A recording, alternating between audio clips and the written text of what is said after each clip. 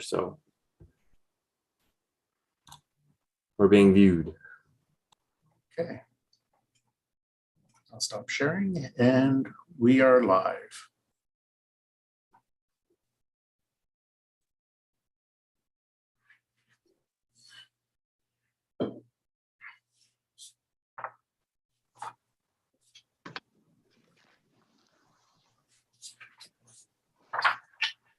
Okay.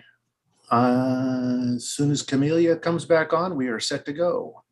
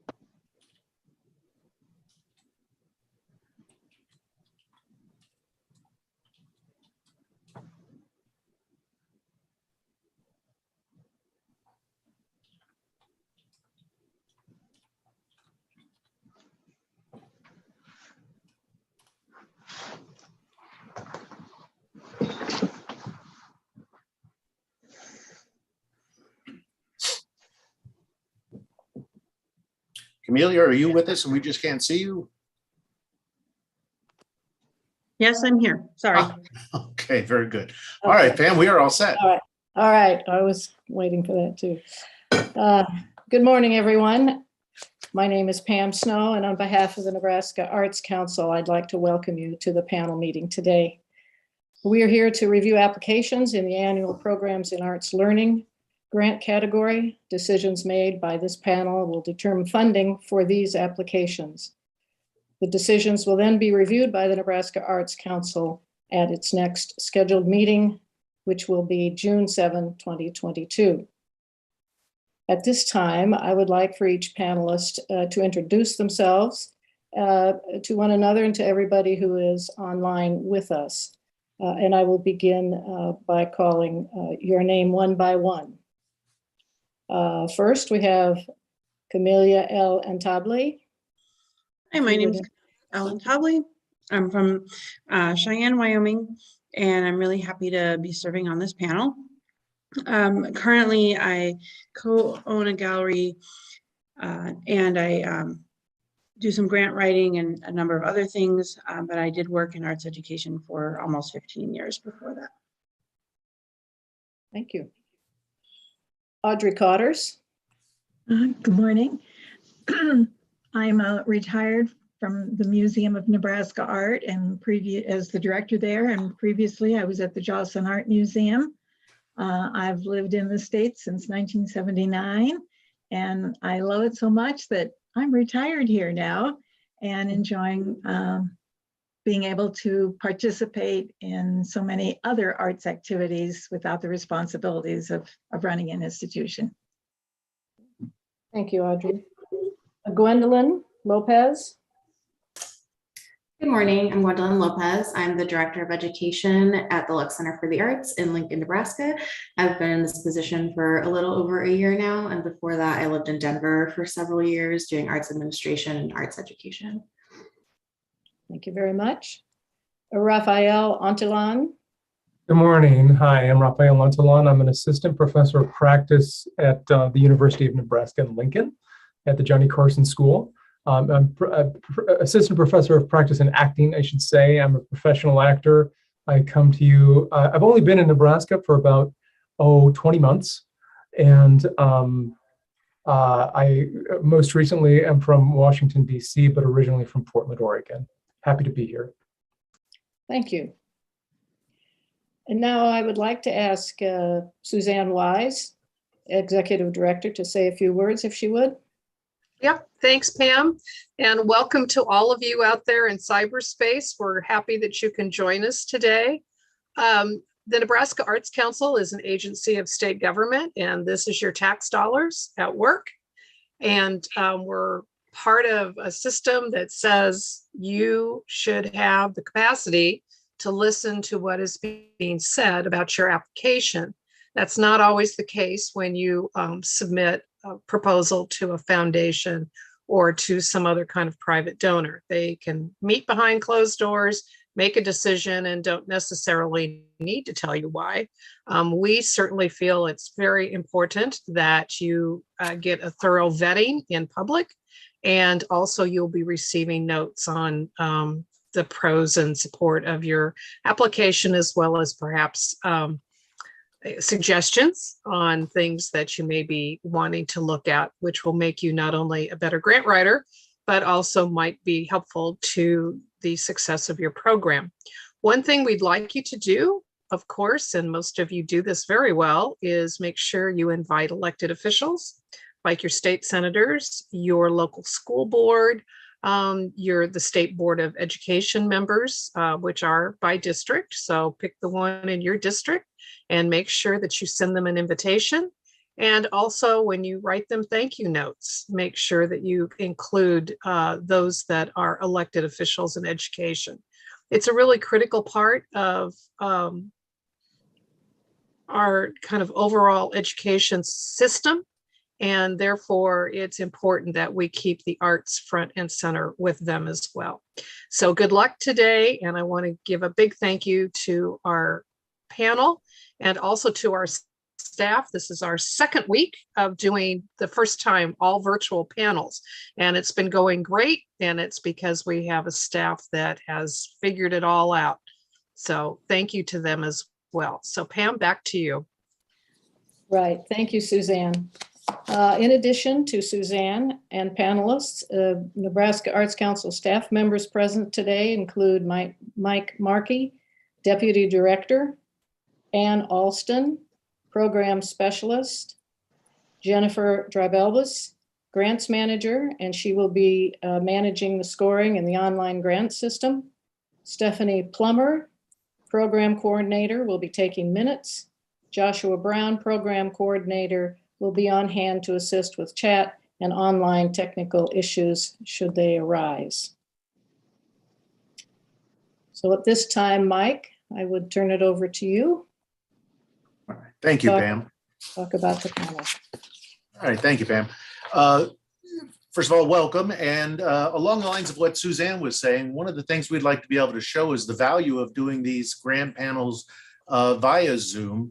And to do that, we would ask everybody out there to take a moment to register.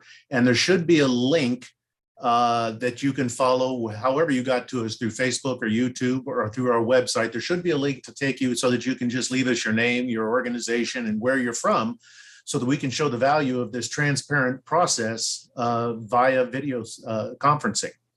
So thank you for that. Just a quick reminder to the panel that there are folks out there, you can't see them, but they can see you, and that we are recording this and live streaming it. We will get rid of the recording once we've had the minutes checked. Finally, then we will take breaks after about an hour, and during that time, I'll ask the panel to turn off their camera and their microphones, and we will rejoin after a few minutes time. Okay. Now, and panelists, again, anytime you have any questions, please don't hesitate to ask before we begin. Let me tell you quickly about the panel process for the folks out there. Panelists have received and have read all the applications in advance. Each application has been assigned a primary and a secondary reviewer. Applications today will be discussed and then individually scored by each panelist according to the published NAC criteria for this category that was published on our website.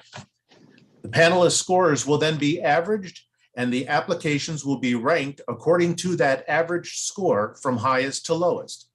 Panelists will then determine which of the applications merit funding based upon those scores.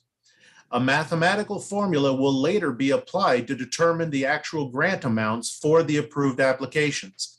Award calculations will be based on the average score for each application and the available funds for this category. Higher ranking applications will receive a greater percentage of their request. Finally, the NAC staff members, in this case, Ann Alston, are here to assist with the panel process, but will remain neutral so as not to influence the panel process. As such, Ann won't engage in the panel discussions except for need of clarification about the grant or the procedures when appropriate. Okay. That is it. Pam, I will turn it back over to you to review the grants. Thank you. You bet. Thank you. First, I'd like to ask the panelists if they have any questions. If not, I think just to repeat what has already been said, Ann Alston will provide a brief synopsis of each application, and then I will call upon each one of you, your panel members, for your comments, beginning with the primary reviewer. A reminder to panelists to complete your scores before we move on to the next application or applicant. So I think we should begin. Anne, would you give us a synopsis of African Culture Connection? Yes, so the proposal from African Culture Connection is for its Kingdoms curriculum in 8 in-school residency programs, as well as 6 after-school programs, 3 of which run year-round. The grant will help to pay artists who all teach various aspects of African culture and history through lessons that include dance, drumming, and visual arts. 740 students will participate, with an additional 2,300 parents, teachers, and students, etc., attending the final performance. All right. Audrey Carters, you are the primary reviewer. Would you please give your comments, share your comments? Okay, thank you. Yes, kind of going to go through the categories as they appeared in the application and sort of comment on them. I thought that the arts educational quality category was succinct and a clear description of the project. I actually loved that the visual materials that were available absolutely spoke about this organization. There were bright colors, there was a lot of energy portrayed visually, and you just got a wonderful sense of what this organization is about. In terms of the program changes, as with all the organization and everybody, we've all been terrifically affected by the pandemic. And so they this organization responded to the pandemic with online sessions that have now been incorporated into their permanent offerings. The value of the arts education, it's a strong program presented by trained professionals. And those professionals are teaching artists, are all long-term in doing this sort of work. They have developed a successful art education strategies, and they are firmly in hand for this organization. The next category is planning and evaluation. The program goals were 4 clear goals were presented to engage participants.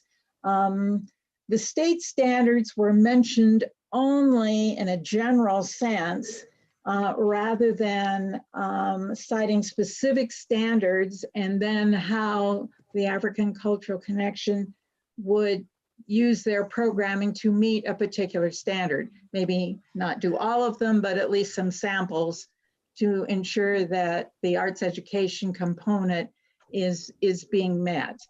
For the program evaluation, it's fully fleshed out and implemented. It would have also been helpful, I thought, if the independent consultant that is retained, if we had some idea who this person might be and what their credentials might be. This is particularly for the Kingdom's residency part of the program, which is their in-school program during the school year. The planning process, the format was easy to review. However, I found it confusing as to what was planned for each particular year. Obviously, in a 12-month period, you're planning ahead, but you're also implementing the current year. And so I might suggest that in the future, this organization make it clear when they're stating something for which programming year this particular activity is taking place. And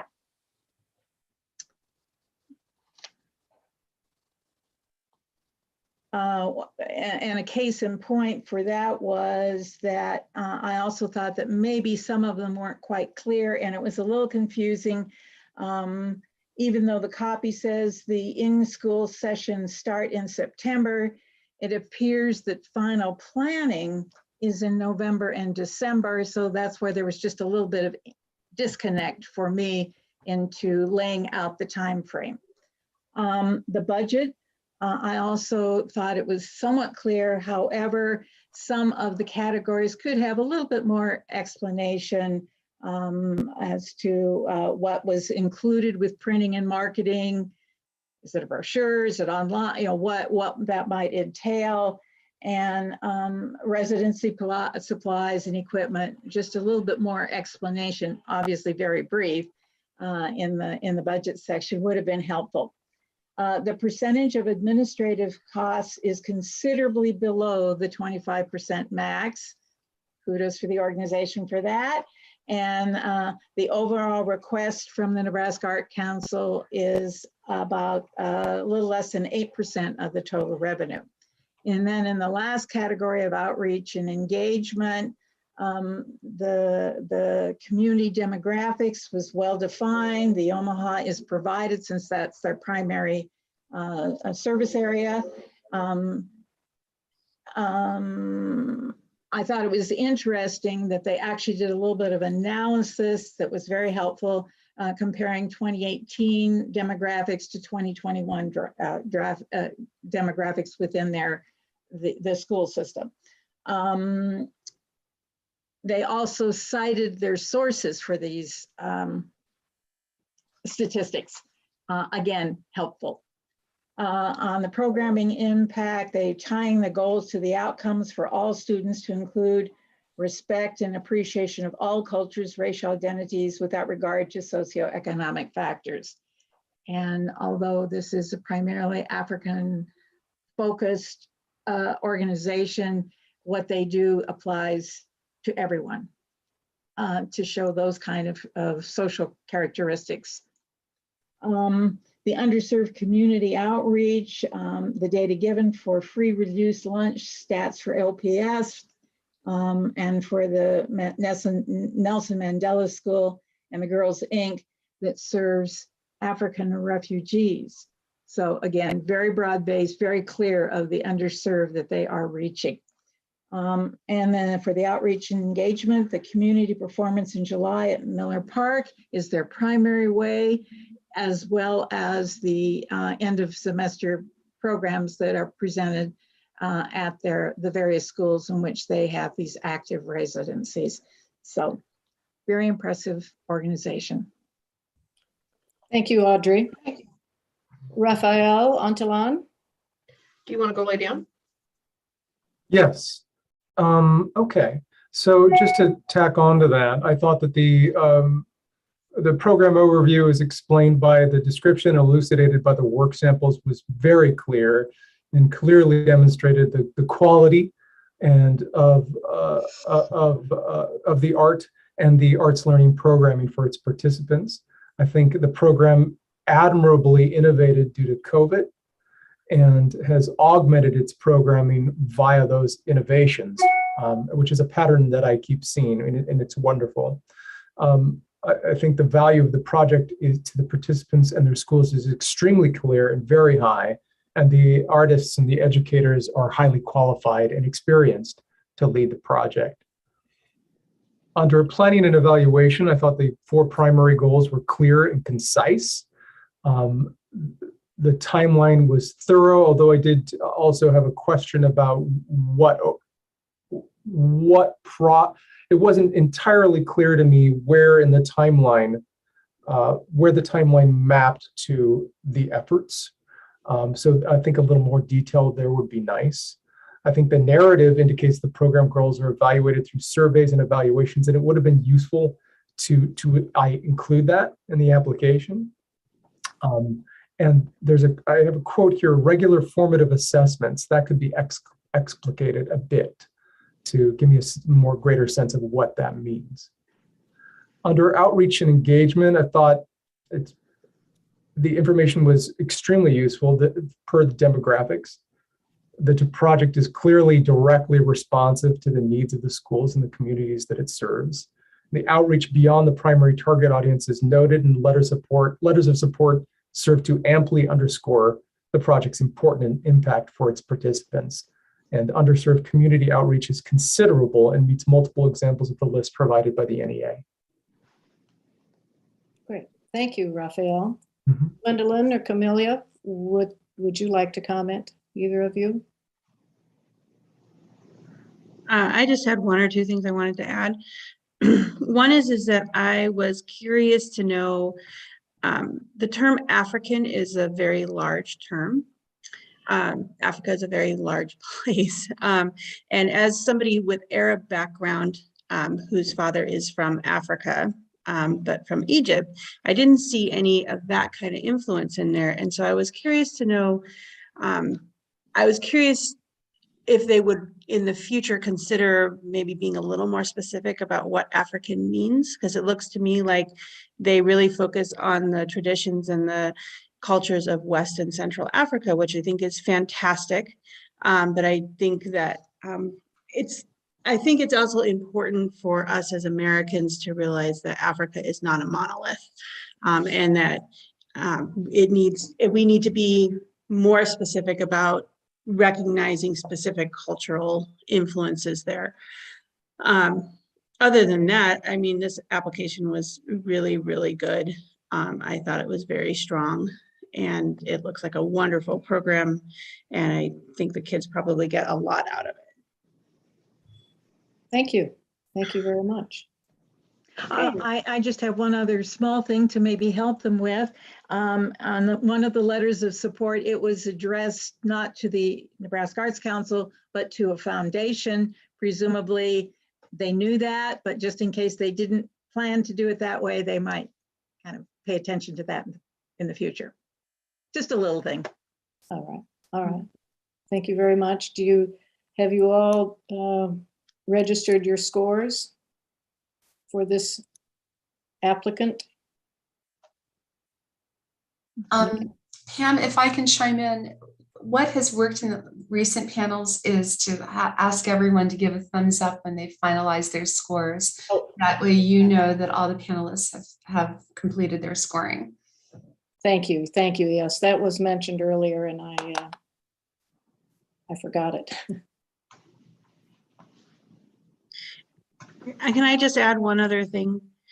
And that is that I wanted to say that I actually appreciated that they had goals that were specific to their programs and not just the state standards. I think they could have, as Audrey mentioned, they could have done a little more to explain how their program meets state standards, and they certainly could have listed the standards or at least provided the numbers for them. But I did appreciate that they had separate goals that they had identified.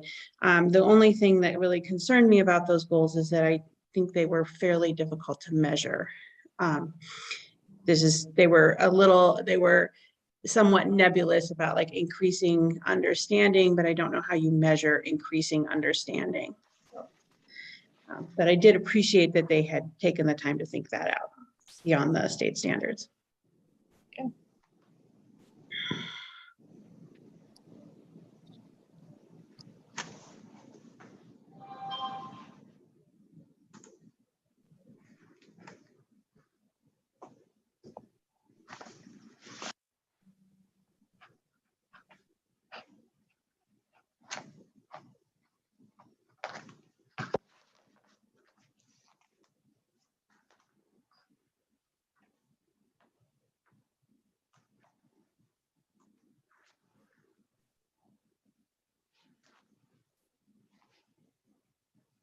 Okay, Pam, I think everybody is now finished and we're ready to move on. Oh, okay. We'll move on to the next applicant, Allegro Wolf Productions Incorporated. Rafael Lonzolon. Well, I'll provide a synopsis. Is that too Oh, I'm late? sorry. That's okay. So the project here is called the Broadway Academy for 2022, and the proposal is to help pay professional artists who will be teaching and mentoring 30 to 40 junior high and high school students at a week-long musical theater camp in rural Nebraska. The camp culminates in Saturday evening and Sunday matinee performances where each student performs a musical theater piece they've worked on throughout the week. The showcases are attended by friends and family as well as the very supportive Sutton community. Okay. Rafael, you're up. Thank you. Under brief summary, the purpose of the grant is to, quote, help fund travel expenses and salaries for professional artists.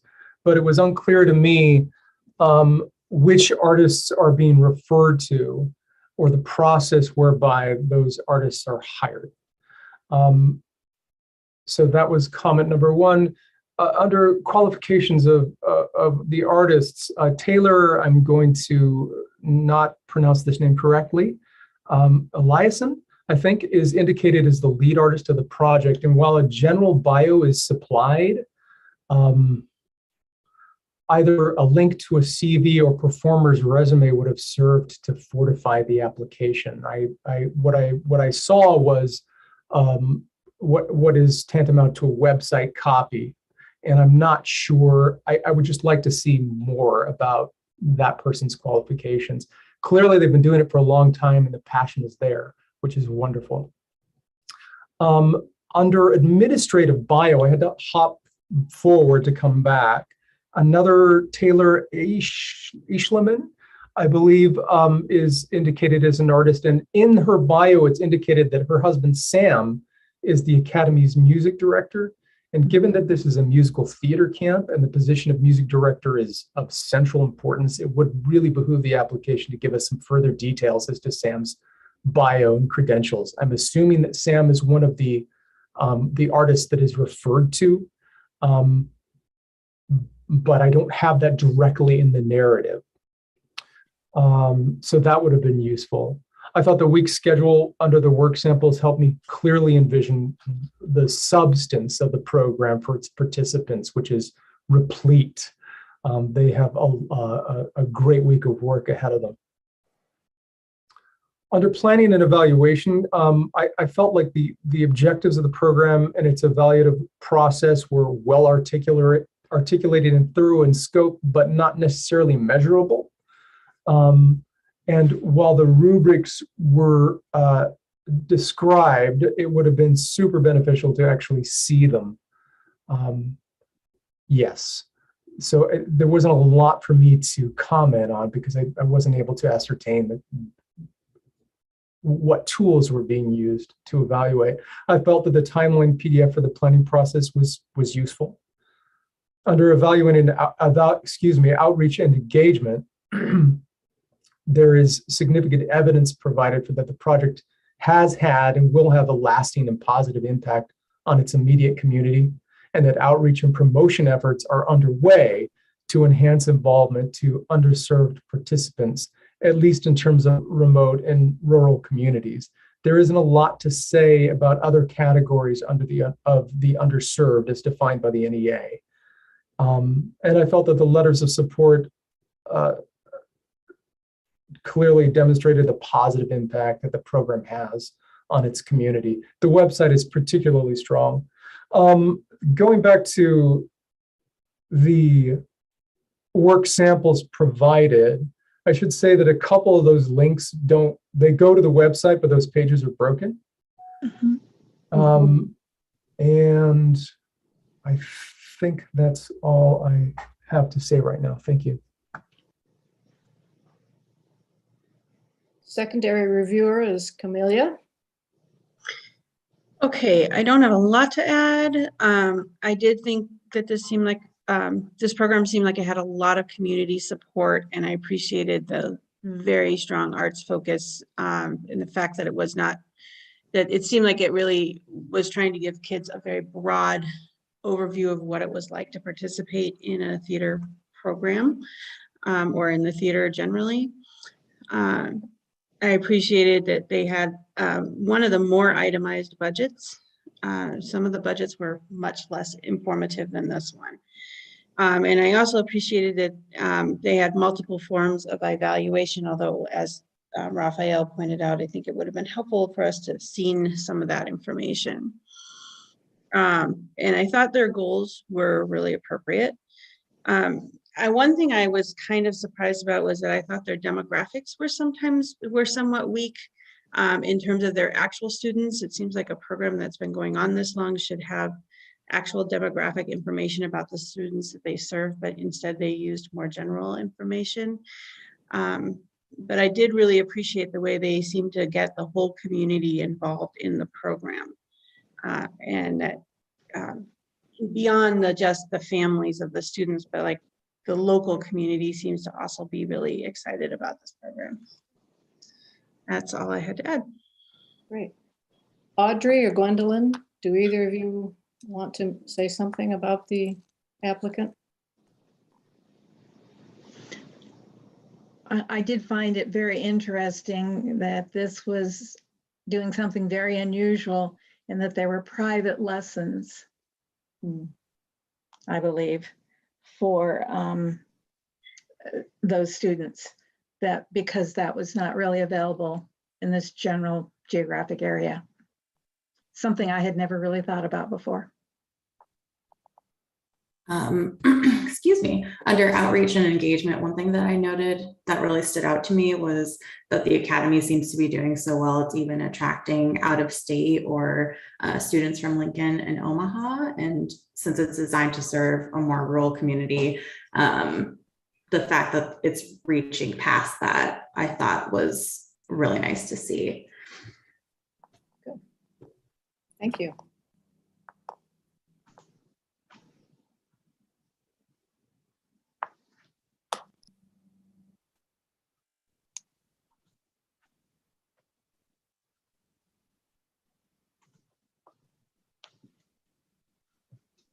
Thank you, Audrey.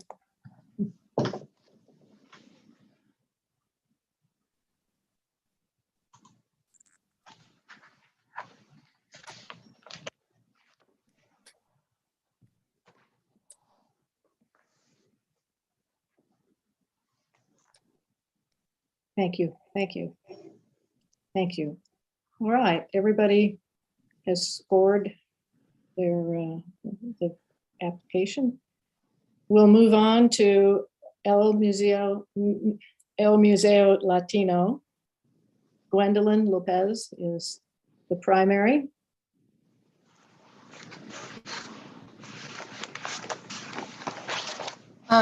So El Museo Latino is requesting support for the museum's outreach efforts to reach schools and students in the community with art workshops and art classes with a focus on Latino arts in select schools.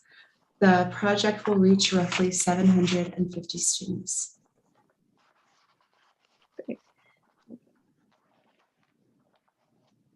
Go ahead, Gwendolyn. So under the first section, artistic quality, I noted most changes that they've made were COVID related, like a lot of the applications. I would have wanted to see maybe any more updates that might have happened due to the changes they had to do. They mentioned that they added more outdoor events. And so I was wondering, is there anything additional that they did, or if that was the biggest update from COVID and the impact of that. Our ed value, their outreach to the communities, so includes hosting 2 special exhibitions, so students and families can visit those, which was nice. And then I also thought their inclusion of teachers being offered in service to continue education was really nice to see, so that we know that their program impacts not just while the exhibitions are happening, but longer lasting impact by giving teachers the tools that they need to continue exposing students to Latino arts. I also found that the artists seem very qualified, and to have an artist from out of state come in and be a part of the program is nice to see. The impact as well. A lot of the schools that are selected have really diverse populations and a high number of Latino students. Under planning and evaluation, their goals are to expose Latino arts, history, culture. They intend to reach students with diverse backgrounds, limited financial resources, spark creativity, etc. They do mention the state and national ed standards. And then evaluation wise, I would have liked to see more information or examples of evaluation. So they talk about how the museum educators and teachers and visiting artists meet to discuss and evaluate, but I wasn't sure exactly like what rubrics they were using to discuss or to evaluate how goals were met. And then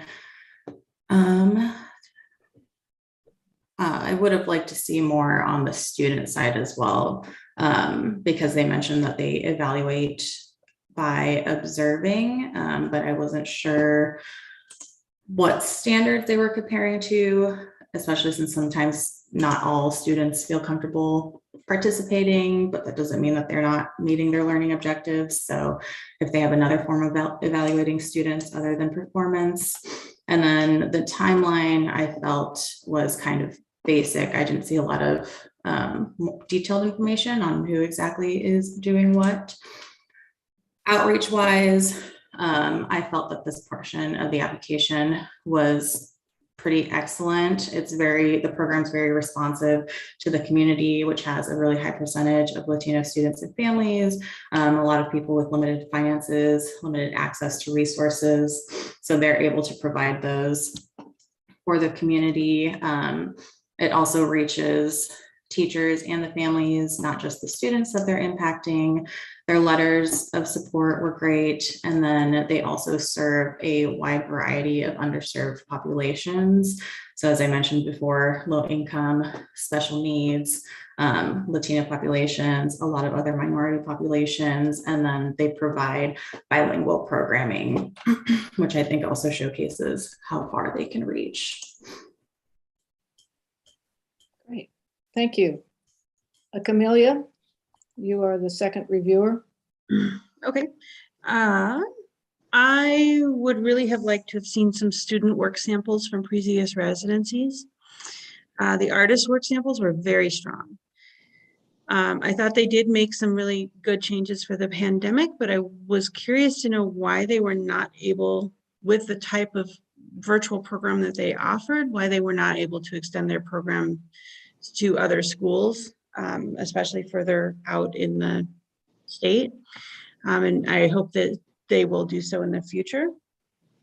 I also, this kind of harkens back to what I said the last one about the area that we consider Latino is a very large area and encompasses everything from Mexico all the way down through Argentina. And once again, I was very curious to know why they were not specific about where their art forms were from or which particular Latino people's work that they were focusing on. But the artists themselves, I think, really strong options, people who seem very committed and passionate to education. I would have personally liked to have seen more specificity in their goals. And especially in the evaluation process, as Gwendolyn said. But basically, I was like, the goal is to get more familiar with Latino arts and culture. That's fantastic, but it's really inspecific and very hard to measure. I thought they could have had some goals about learning the process of mural making or printmaking or completing something. I was confused as to why their evaluation program, the evaluation component of their program was so limited to just observation in the classroom, because oftentimes programs like this, you can look at the actual art and gain an understanding of what the students learned. You can also listen to the discussions, and sometimes there's a writing component. So there's, things that they could add. I also thought it was interesting that it seemed like most people were able to get the percentage of Latino students in the schools, but they didn't. And I was curious to know what Gwendolyn saw that was strong outreach, because all they really said was that people could come to the museum with their families. But although they did do some outreach to teachers, I would have liked to have known more about that, and like which teachers they were outreaching to and how those teachers will know about it. And then finally, I felt like the letters of support really did not help this application that much, because one letter was specifically about working with university level students, and the other one was essentially a thank you note, and didn't really provide any information. So I think in the future, I think this program probably is extremely valuable, and they do a great job with it. And I think, maybe a little more attention to choosing who supports their applications might be helpful. Okay, thank you. Audrey, do you have any comments that you'd like to add? I was certainly noted that they're providing so much of their material bilingually, which of course you would expect, but that is doubling the effort. So they should be complimented for that, obviously. Rafael, or do you have any comments that you'd like to add? Yes, excuse me. I felt that sorry, I'm catching up with myself. Yeah, the evaluation process is referred to as a kind of post-project debrief with district and state learning objectives as targets. And while the evaluation portion of it mentions a needs assessment, that assessment wasn't clear to me what that was, or it seemed to be under development. So I would want to know a little more about that. I would want to have a little further explanation of the evaluative surveys, which are mentioned in the planning timeline, and that would be welcome, and I think would serve to potentiate the application. Under the demographics, useful information was provided of one of the schools, but not the other unless I missed it. And that would have been useful as well. That's it. All right, thank you.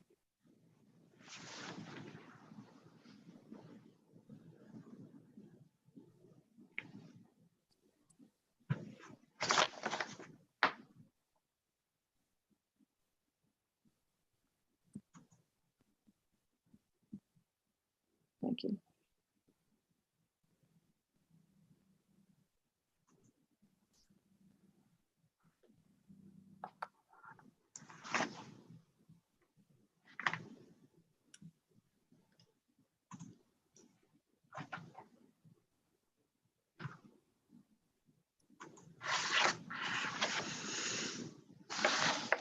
Thank you.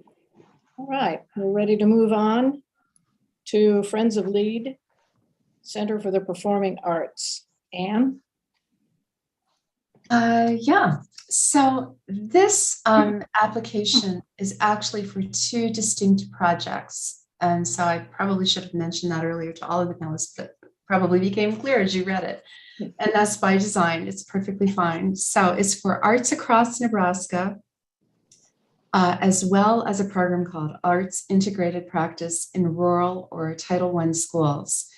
Arts Across Nebraska provides educational workshops, student matinees, and performances by world-class artists, reaching over 100 community members in 8 Nebraska communities. That's Project A.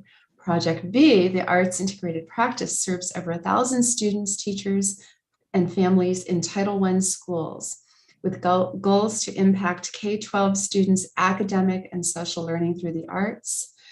specifically schools in Macy, which is the Omaha Nation School District, Crete Public Schools, and Lincoln Public Schools.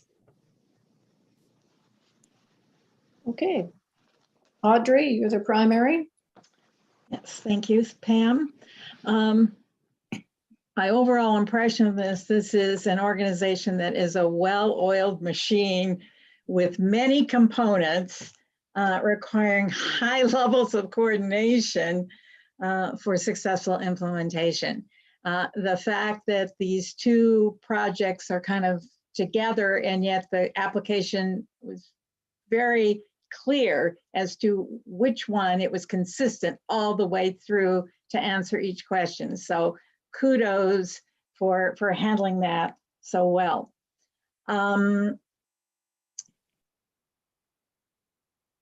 I also like the premise that you're bringing national experts in the art ed field to the frontline staff, to the teachers. And I think that's, you know, it's just a wonderful premise to be able to implement. The grant request is actually for 2 arts learning programs, as we've just talked about. And again, it was admirable to keep those 2 programs straight throughout the narrative. I also realized that we had 2 different grants that used the initials PD. They were very different. In this case, it was professional development.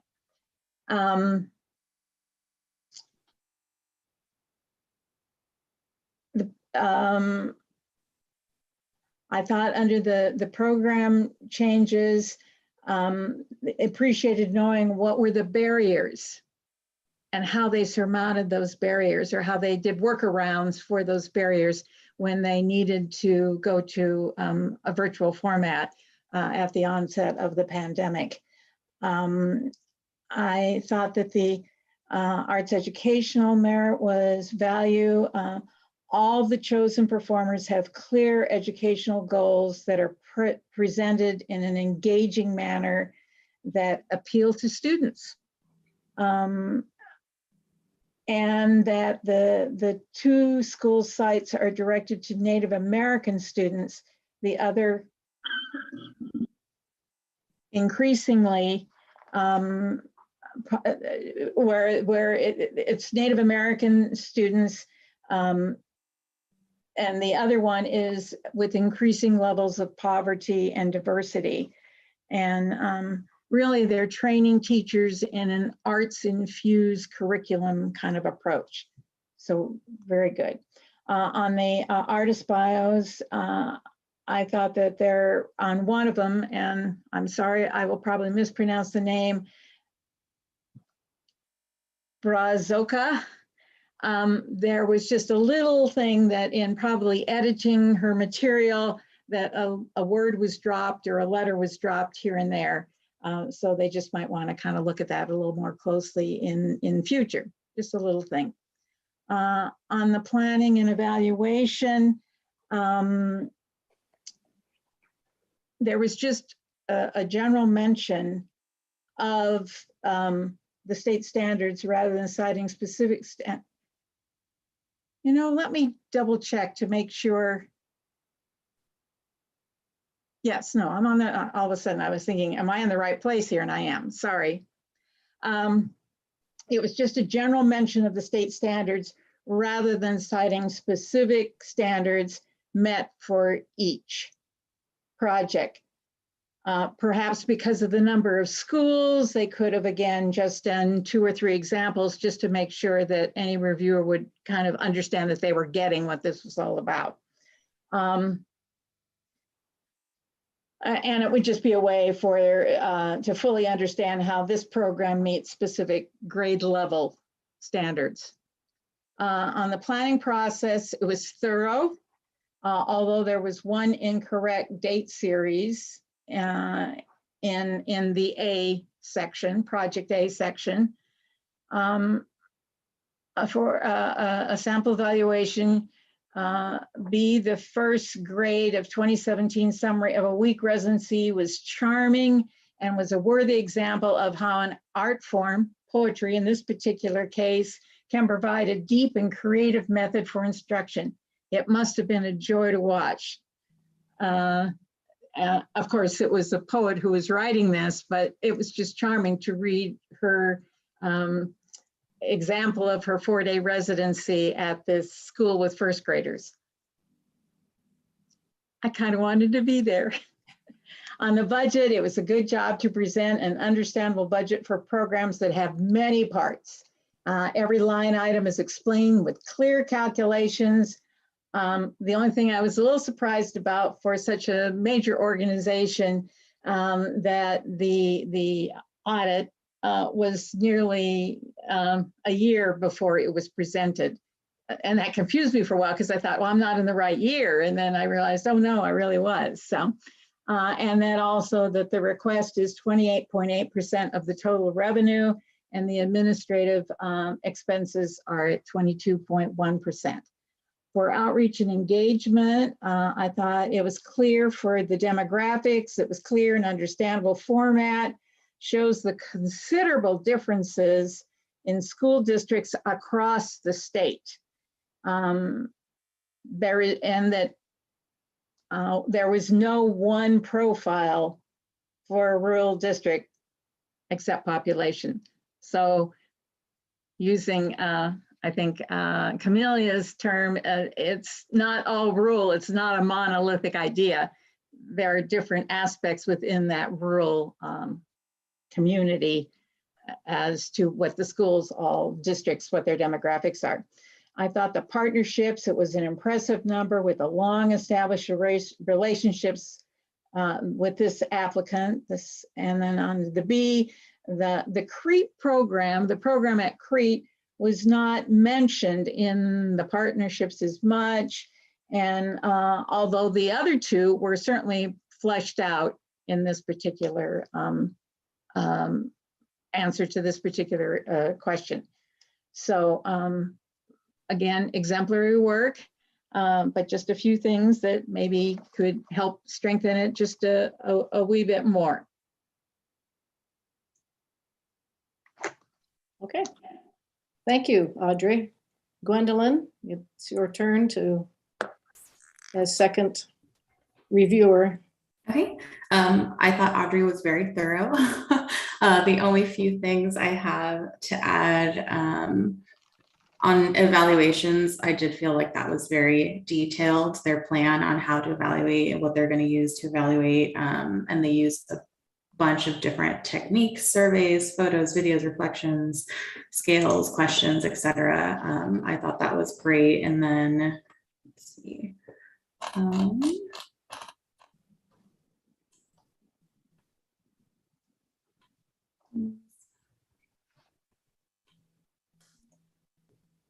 I might have missed this when I was reading it, but under artistic quality for educational value, I just wondered, does the community recognize the importance of the programming? I wasn't sure if I saw, I feel like I read a lot about what they do or what their hope is to do, but I wasn't sure the community's response, and I would have liked to see some of that.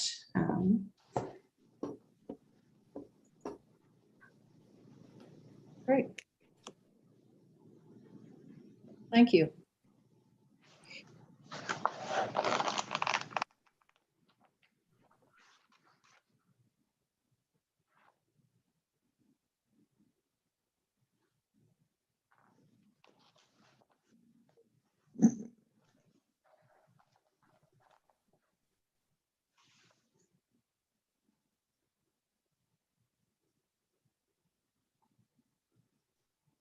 I just wanted to say about this application, the review was very thorough, but I thought they did a fantastic job of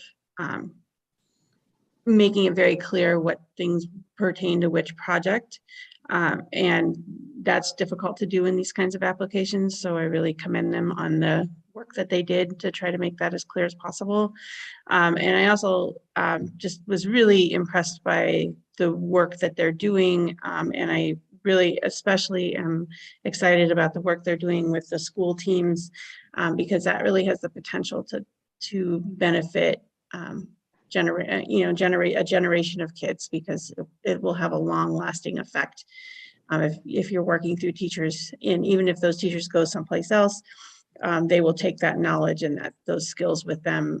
So I would love to see that program grow, and hopefully eventually reach out to more schools. Otherwise, I mean, this was just a really outstanding application. Right. Rafael, do you have any comments? Beyond the shared sentiment that this was an outstanding application, I want to highlight that this felt like the most thoroughly explained evaluation and planning criteria I've seen in a long time. And there's significant evidence that the arts learning will take place and the highest likelihood that the project will be carried out successfully. I thought the planning process timelines were extremely detailed, and the budget was highly itemized, realistic, and reflective of the narrative content.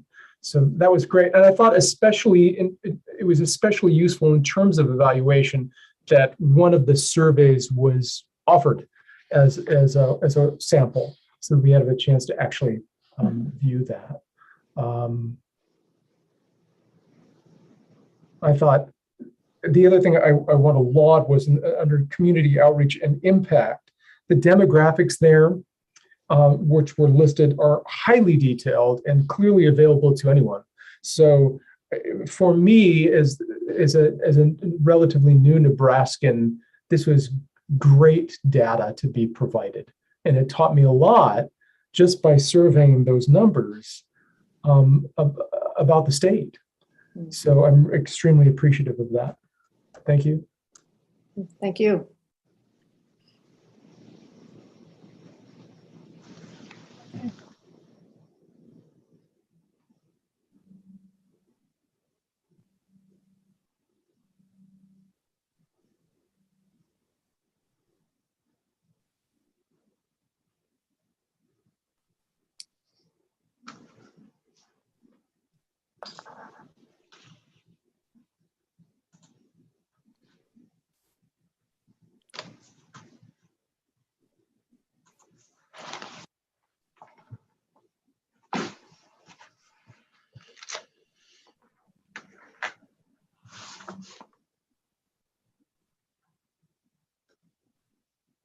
Just having a little connection problem right now.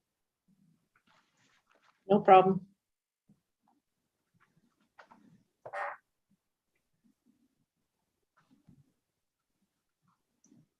Okay. All right, thank you. All right, we're ready to move on to Norfolk Art Center. Anne?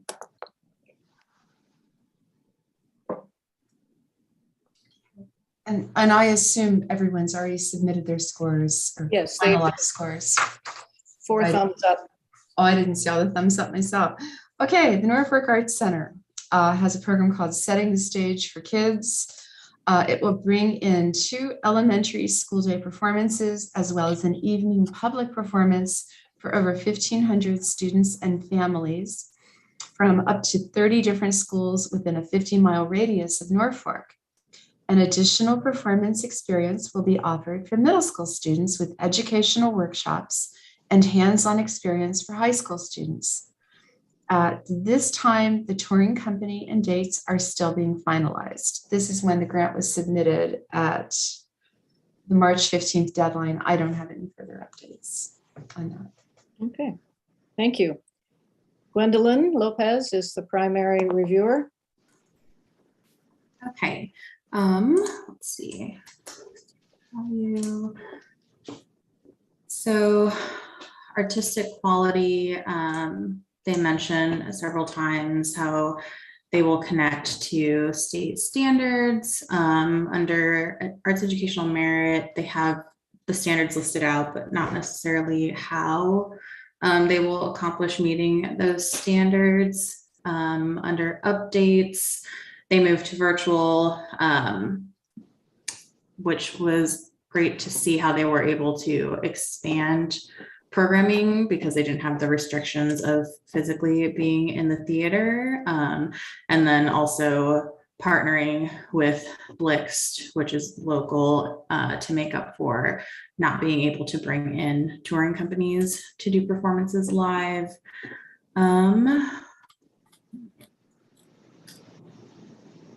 Planning and evaluations, they seem to have diverse committees for decision making and partnering with area schools to ask for more insight during the planning process, and then externally providing surveys which are emailed and mailed to teachers, admin, students, parents, patrons. The planning process I felt was kind of vague on exact details of what happens when and then who exactly does what. They mentioned that they have a committee that works with over 30+ schools to maintain partnerships and to encourage administrators to prioritize, excuse me, sending their students to performances year after year. But I would have liked to see a little bit more about how that works. Outreach, excuse me, sorry guys. Outreach and engagement.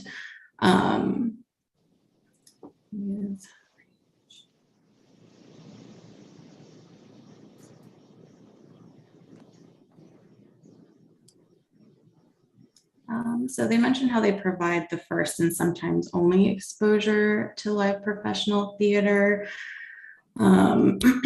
And many communities that they serve are smaller and lack access to arts organizations.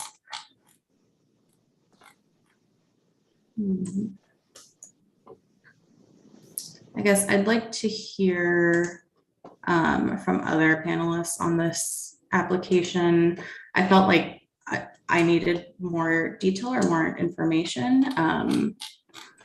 My notes feel very like straightforward and just kind of repeating what the application itself said without a lot of additional comments. Okay. Audrey, would you, as a second reviewer, share to chime in? Yes, thank you. I thought it's wonderful reading these grants because things I never thought about are important in some areas. And I thought, wow, this was pretty interesting. When they needed to go to an online format and they did kind of a theatrical presentation virtually, the fact that that was available for 2 weeks meant that the teachers didn't have to give a whole day to a field trip, so to speak, and could sort of watch it in segments and fit it into their curriculum, their daily classes, much more easily. Something I never would have thought about. And then it really wound up being so successful that they had a second one just this last March. So I thought that was kind of interesting and positive.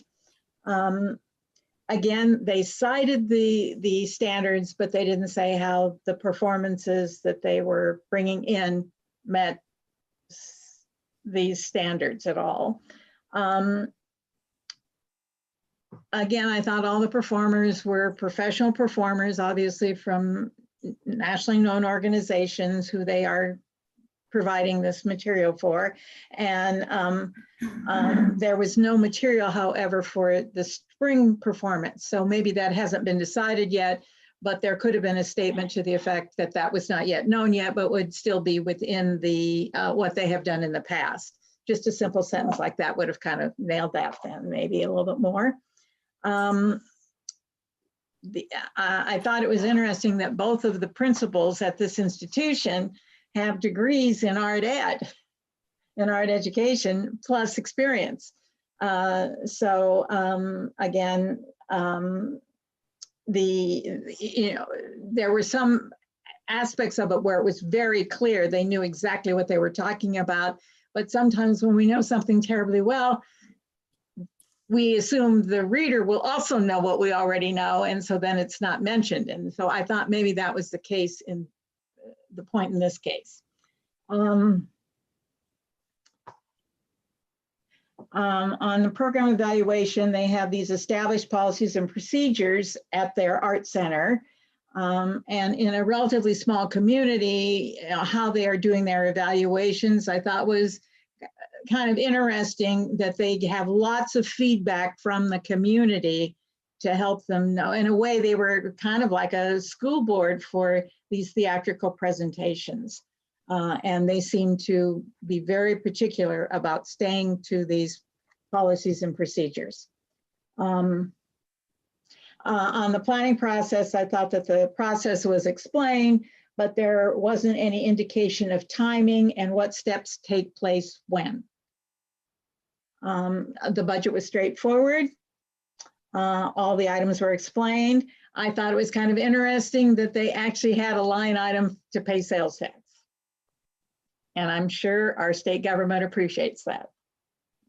The request is about 20% of the revenue and 12% is allocated to admin expense. And then on the community demographics,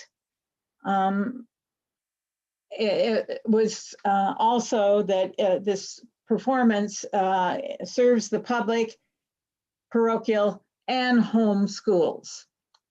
And I thought in 20 counties. And it doesn't give, however, the percentages of racial composition. Perhaps the application could have been sharpened with some of these kind of stats. I definitely had the feeling that this organization is an arts hub in Northeast Nebraska. One thing that they might want to consider is that when they listed their partnerships, the most obvious wasn't included, which was all those schools and the school districts.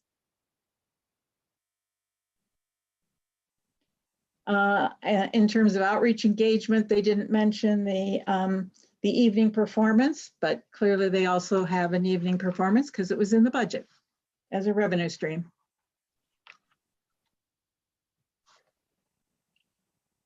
Okay. Anything else, Audrey? No. Okay. Rafael, did you want to say anything about this application? Yes. Okay, I did note under artistic quality that many of the actors involved in these programs and executing the programs are members of Actors Equity Association, which speaks to me of volumes about the potential quality of what the students are experiencing, and that's wonderful. I don't want to be too repetitive here. Again, post-COVID virtual programming has been adapted to increase outreach, which is great. Under planning and evaluation, I think this has been said, so forgive me, but the narrative was clear and identified key people, but the timing wasn't always clear of when those items would take place. So I'd like to see more of that. It would have been useful for the application to include some of the evaluative tools that it refused to track, that it refers to, which are used to track program performance, that, for example, the KPIs and or the external surveys. Okay, great. Camelia, would you like to add anything? I have a few comments. They never even mention the arts education merit of the performances. Even the information provided doesn't talk about the arts component other than saying that they believe children should experience high quality theater. You know, they're essentially what I saw in these is that they're using theater to teach other things like science or whatever. But sometimes I wonder if the rush to use theater or other arts forms to teach in an interdisciplinary manner ignores the actual arts content. and that worries me. I do appreciate that they went online and were able to extend their reach. As Rafael pointed out, I thought the people involved were highly qualified. I think someone did say, but they actually didn't specify any goals. And their evaluation is basically numbers and staff assessment of whether it meets the mission and is not specified. So it's pretty hard to evaluate goals that are not specified. And we don't know anything about like the external survey. And they did some things like say that, it bolsters self-confidence and improves higher order thinking skills, but there's no evidence of how it does that or any evaluation thereof. And there was a performing arts committee that was mentioned. Their role was unclear to me. And the thing I thought was very interesting was that they did not mention including any teachers or administrators on that committee or in the planning process. It seems like it serves a lot of rural students, and I think there's a lot of value to providing that first opportunity for people to see something theatrical. So I'm sure that what they're doing is very well done, but I thought the application left a lot of questions and holes to be filled. Okay. Thank you.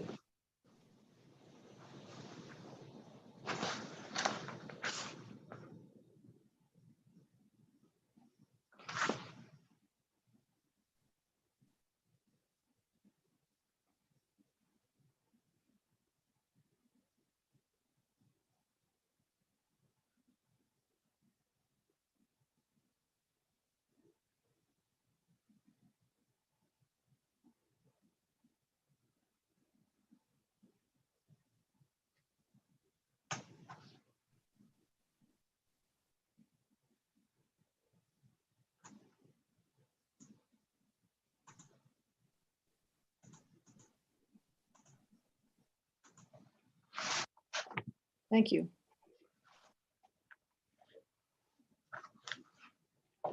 Thank you.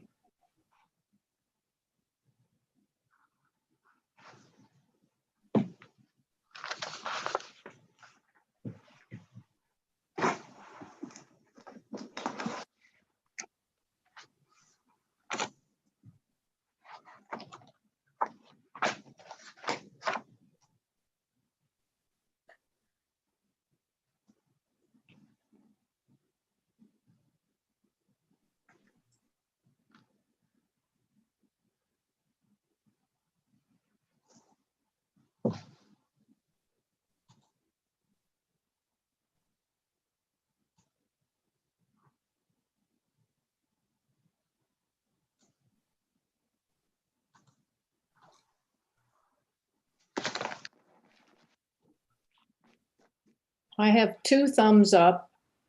Did I miss a couple? No? Audrey, did you? Yes. Okay, I must have missed it. And It's that Gwendolyn? blinking. Okay, my bad. Okay, we've decided that at this point, we're going to take about a 5 or 10 minute break so we can all get up and stretch our legs and do whatever we need to do. So should we resume at 10:20? Would that be okay, Anne? Would that work? All right, that's what we'll do. Okay, see you soon. Thank you. Thank you.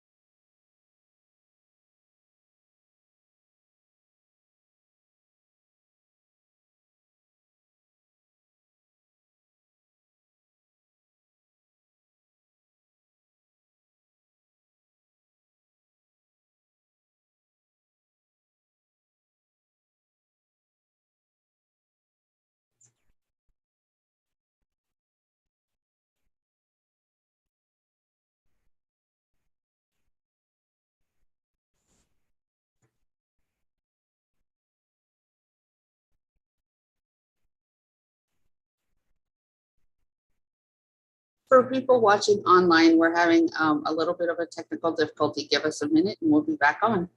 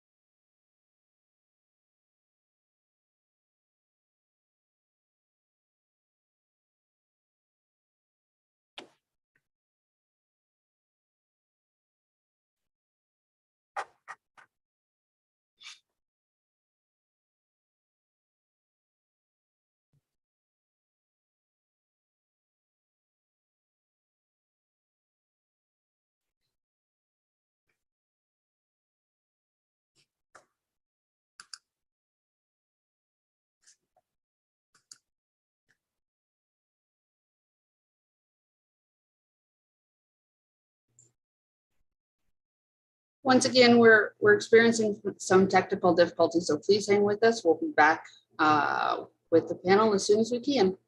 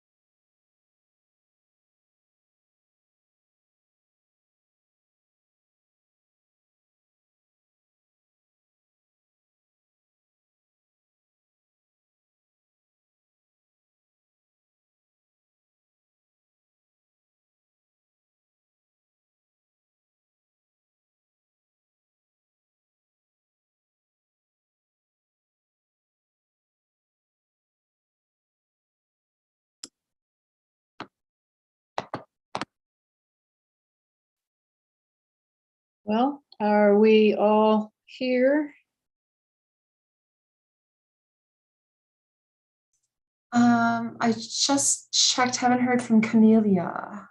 Okay. So I'm not sure what happened with the video problem, so give us just a minute here, please. Okay.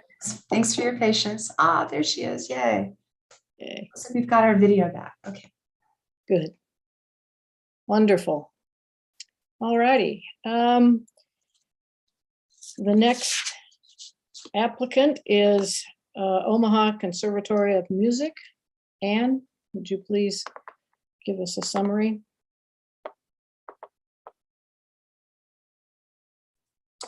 Unmute myself. Okay, so this program is the grant request is to pay teaching artists who will provide weekly music lessons to students at the St. Augustine Indian Mission School in Winnebago. 103 students will participate in the program. All right. Camellia, you are first reviewer. Okay. So the first thing I just want to say is that I found this application to be really sad.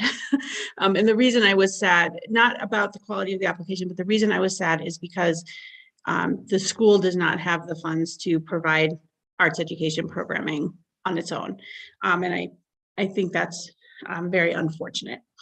However, the school is highly fortunate to have such qualified people providing music education. I mean, these professors are clearly highly qualified musicians who really value music education, and they take a lot of time to plan a program for these kids. And they, they work really hard, and they drive a long way to provide these classes every week. So there's a lot of commitment in place, both from the mission school, but also from the Omaha Music Conservatory. One thing that did kind of worry me is that we only know who one of the artists is for this coming year, and they haven't given us any details about how a second will be selected. I'm presuming it will be one of their professors, which should ensure a very highly qualified person, but it's just something I would have liked to have seen them address. They work really closely with the school in planning, as they should, and they have very clear goals and evaluation. The one thing I was a little uncertain about is whether they actually evaluate improvements in musical knowledge, or if they evaluate musical knowledge at all. So I would have liked to have seen a little clearer sense of how they, is this graded? Is it treated like a regular class, or is it treated more like a residency? Do they, and what kind of, evaluation do they do of the improvement in students' knowledge? Wish they had provided some specifics about impact in the school itself. I thought that the impact information was kind of general and more about the importance of music education in general, which I've noticed that some music entities tend to do, as there's such good data about the importance of music education. But with this very underserved population in a small rural Indian school, I would have thought there could be some pretty wonderful stories about the impact of this particular program on the students experiencing it. And even if those were only anecdotal, that would have been great. They did provide reasonable demographics. They work really closely with the school staff. The one thing I thought was a really interesting omission is that they never mentioned if there was any kind of a community concert so that the parents could come see what the students were doing. I thought that would be, if they aren't doing that, I think, doing a once or twice a year concert for the kids to perform for their families, usually a very good way of extending the outreach and impact of the program, especially if you had someone with the caliber of these professors performing with them. The biggest thing that I would have really liked to have seen is more information about the impact of this program on this particular population in school, which I would think would be easy for them to do. So hopefully they will do that in the future. But overall, I mean, just a really necessary program providing something really important to a really underserved community. Thank you, Camelia. Rafael, I think you are second. Yes. So yes to all of what you just said.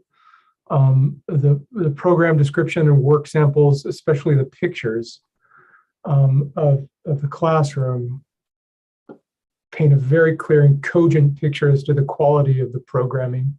The artists are extremely qualified to do what they're doing. Mr. Jorgensen's bio is provided, and I believe this was said, but I had to do a little digging through the OCM's website to find Mr. Stickman's bio, and I don't know, and it certainly should have been part of the application because it's excellent. That would have helped the application. Hang on. So under program changes, I did have a question. It wasn't clear to me. It says that there's a scheduling conflict. I'm assuming that's a conflict with one of the teaching artists, and I am assuming that's with Mr. Stickman's schedule. But so it's not clear to me. It says the string component will remain either guitar or switch to ukulele depending on the teaching artist, which leads me to believe that he won't be part of the process going forward. I did find, also because I went onto their website, some concert pictures. I'm not sure where that was. I don't know if it was in Omaha, if the students were brought to Omaha, or if that concert was happening on site. I thought, there's evidence of that outreach happening to non-targeted participants. So that was good, but I had to go find it.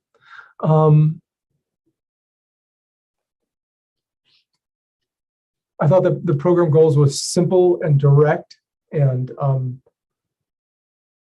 the evaluation of the program's effectiveness is assessed via testing. The planning process was very thoroughly laid out. The detailed curriculum calendar was extremely helpful to understand. The lessons plans are all right there, which was great. The key people are identified, and the budget was reflective of what's in the narrative. Going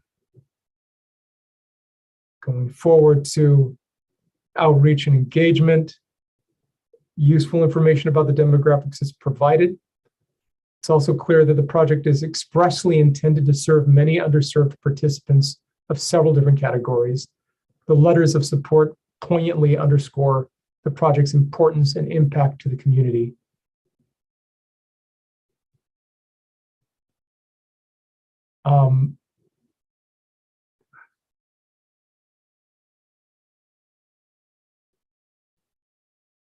And I think this was mentioned before, extended outreach beyond the primary target audience of students is not expressly addressed, but I saw evidence of that happening elsewhere. It should have been dovetailed into the application. It's clear that the downstream impact of positive impacts on the community at large is positive.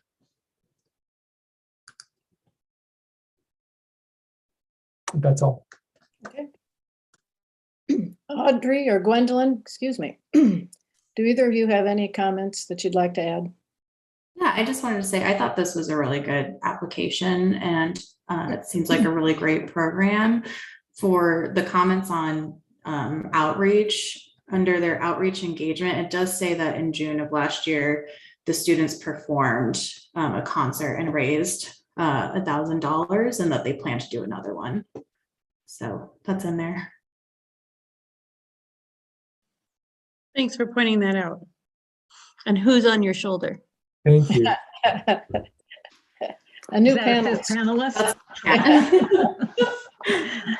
Yeah. The only thing I would add is, just as an indication of these instructors, is that they are making lots of trips. Yes. every year, and it's not interstate. Yeah. So that just kind of speaks to the passion that these instructors must have. Exactly. Very good. Thank you, Audrey. All right. Log in your scores.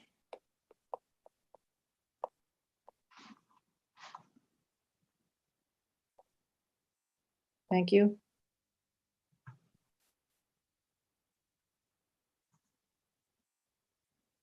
Thank you.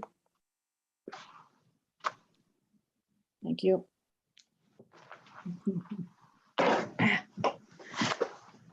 Thank you. All right, we have 4 thumbs. On to the next applicant, which is Omaha Performing Arts. And Anne, would you give us a synopsis? Yeah, so Omaha Performing Arts is proposing a grant for their Nebraska High School Theater Academy program.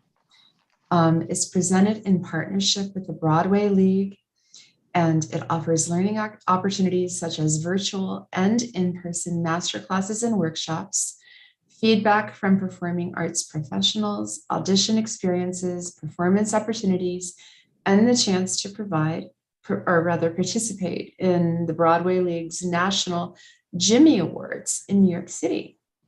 In the coming school year, the program will serve 8,000 students in 80 schools across the state of Nebraska. Thank you. Rafael, I think you are the primary reviewer. Thank you. This was an outstanding application. I thought the program description reflected an exhaustively designed and ambitious program. The arts education value is of the highest merit and potential in positive impacts. The artist educators are highly qualified to lead the project. Their credentials are impeccable. And I will say that I thought it was personally heartening to see that there were Nebraska natives who had left and had come back to do this project.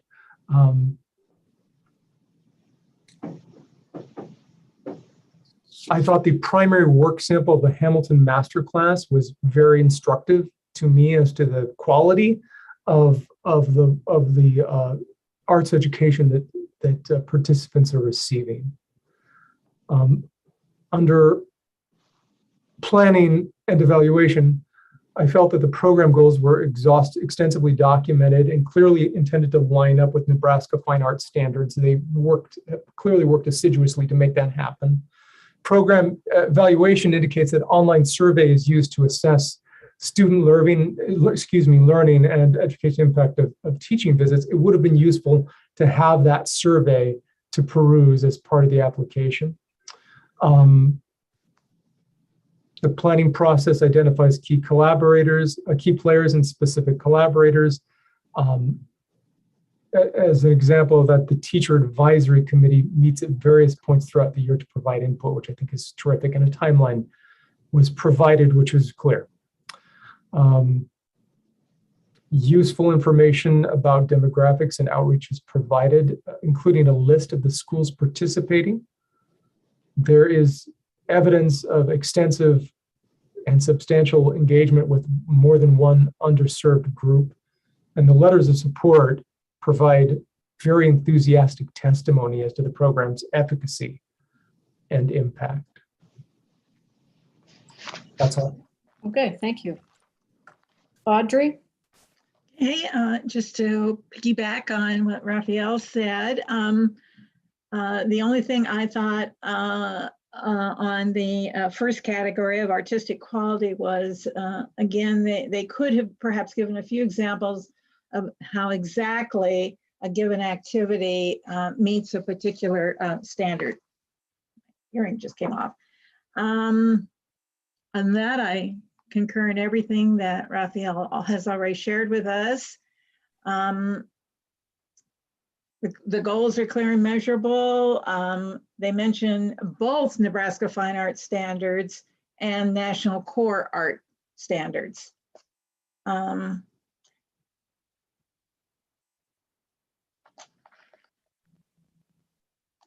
for program evaluation, they described how the feedback has led to improvements, a spring to fall workshops to accommodate the school schedules a little better, the quality of the videos, et cetera. I thought it was also interesting that they have a method to measure the reach of those who participate virtually. The timeline is succinct, yet it's clear. Again, the calculations and explanation were thorough, and it actually was an excellent way to quickly understand the scope of this project just by looking at the budget. And it includes chaperones. Thought that was interesting and good to know, particularly for a parent to know that. I also recognize that there was a fair amount of revenue that still needs to be identified, and that the Omaha Performing Arts Group itself subsidized a goodly amount of this. So clearly they feel this is a very important program, the larger organization. The community demographics, it was impressive to see the long list of participating schools. The stats did not include the racial composition percentage or the Title I schools percentage that would have given perhaps a fuller picture of who the students are, and also noted that the homeschools are included. For the outreach engagement, it probably would have been a little helpful to have some stats for just this program. This is the high school program. As Rafael already said, the letters of support were absolutely glowing and gave more insight into the program. And I thought it was very worthy for the approach that this organization has for their accessibility plan.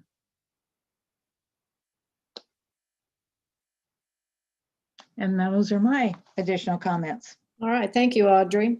Gwendolyn or Camelia, do either of you wish to add to the comments? I think this was also a really strong application, but that's my only additional comment. I thought it was a really strong application in terms of theater learning with really high quality artists. A couple of just pointers for improving their applications. They provided the standards twice instead of talking about what this program does for students in terms of arts learning. Would have really liked to have seen them talk about the arts learning instead of just repeating the standards. The evaluation didn't seem to have a lot to do with student learning, which I thought was interesting as well. It seemed to be more about, the logistics and anyways, I just thought that could be strengthened. And they did provide some goals for the program, but they're not particularly measurable, I didn't think. And then I thought it was interesting that they say they collect demographic information from this particular program, but in lieu of the demographics, they just simply provided a list of schools. I think, that would have been nice to have seen the demographic information from this program. And I also noted that the outreach engagement section did not appear to be specific to this particular program. So I think that would also strengthen the application, but overall, it's really strong theater education program, which clearly has a really great impact on the participants. Thank you. All right, time to vote. Okay. Thank you. Thank you. Thank you. Okay. Everyone has logged in their scores. So we'll move on to the next one, which is Omaha Symphony Association. Anne? Yes, so the title of this project is The Virtual Classroom, Mission, Imagination, and Concerts for Youth. In the coming school year, the Omaha Symphony will again produce digital versions of two of its most popular music education programs, Mission, Imagination, and the Marge Durham Concerts for Youth. These programs will be available free of charge to educators and online. Thank you, Anne. Camelia, you are the first reviewer. Okay, this is clearly a really great program that Symphony offers, and they really jumped on the opportunity presented by the pandemic when they went virtual to really increase the reach of that program. And I really commend them for doing that, because it is a long way to Omaha from Western Nebraska. And so it seems like they really have the opportunity to reach a lot more students with this program. And I think that's great. So I hope that they will continue to improve and upgrade this program, and you know, as well as doing the in-person things, continue to keep it virtual. And I really appreciated also that they offered specific education opportunities for the teachers, not just for the students. I think that's a really great way to extend the impact of their programming. I did appreciate that they had listed the standards, but they also had some very specific music education goals that they were trying to accomplish. That's fantastic. However, there's not really a good way for them to evaluate. They haven't met that challenge yet, and I can see why it might be challenging. The main thing they are using is a teacher survey. It'd be interesting to see if there was some other way to evaluate whether they address those. I thought that one of the weaknesses of this application is that I didn't think that they did a great job of talking about their planning process. It seemed like that was kind of assumed. I did think that, you know, with this virtual thing and the fact that they are able to reach so many more students, I'd like to see them figure out a way to collect demographics for the whole program, because the demographics they gave were for Omaha only. I think that would be a good addition to their work. And I didn't see any outreach between the student and teacher audience, but I'm not sure that there's any, I'm not sure exactly what they would do. And I suppose, I don't know, I suppose a student could go home and invite their parents to watch with them, and that would be kind of cool. Maybe there's some way they could encourage that as an extension to the learning. So really a good application. And I think they're taking advantage of their strengths to provide something really lovely for the students. Thank you. Audrey? Okay, thank you, Pam. I thought that their first program, MI, I thought their title of the Color Crook was very imaginative and creative, and it will evidently be ready to launch in January. And then the other program, the Latin rhythms, will be ready in April. And I also thought that was interesting that was responding to needs as identified by the teachers. The program changes involve significant increase in participation through the virtual classroom, particularly reaching more in central and western Nebraska. As we all know, as we are experiencing this very moment. You know, we can be in all parts of the country really and still feel a kinship. The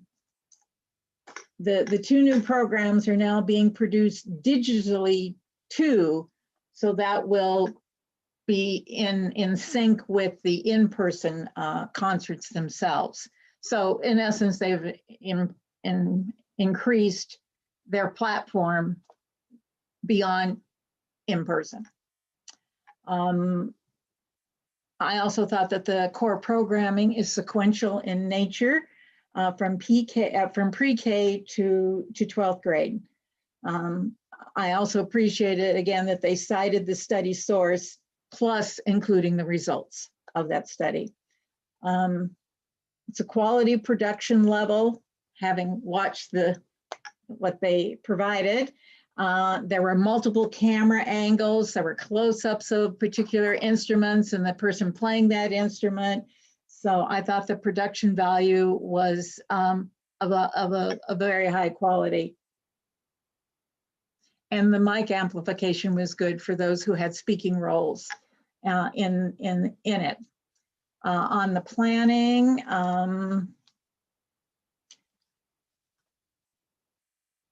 I thought it was interesting that the Nebraska standards for both programs are not totally in sync. The second program has a broader set of standards that it can relate to. Again, the budget, the request is about 12, almost 13% of the revenue. And this had no amount for administrative expenses, probably because they also receive other grants, maybe from the Arts Council, and you'd probably know that better than I. The Symphony itself, as with the previous application, also subsidizes these programs with additional funds. Again, a commitment to these programs. Also, the conductor cost was not included in the budget. So clearly that's an in-kind contribution, I would think, in itself. But the musicians and the guest artists certainly are. And then on outreach, clearly when you have such a broad reach, it's hard to give the demographics without it becoming a dissertation in itself in a way. And so they at least made some attempt, and I applaud them for that, although it certainly is just a snapshot using only the largest school district in the state as their model for that.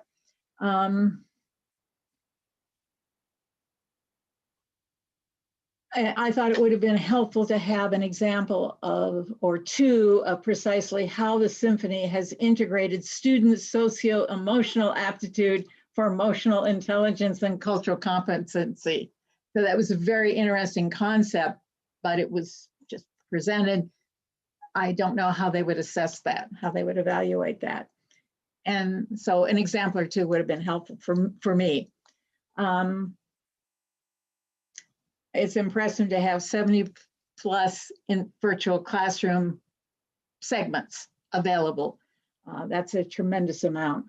In addition to these two programs that we were discussing right now, also the Symphony created symphonyanywhere.com, so concert programming can be viewed whenever. And so that's both an entertainment and a learning opportunity for whoever. And I thought the letters of support were full of relevant detail rather than just a general statements of a general support. So those are my comments. All right, thank you, Audrey. Gwendolyn and Rafael, do you wish to add anything to those comments?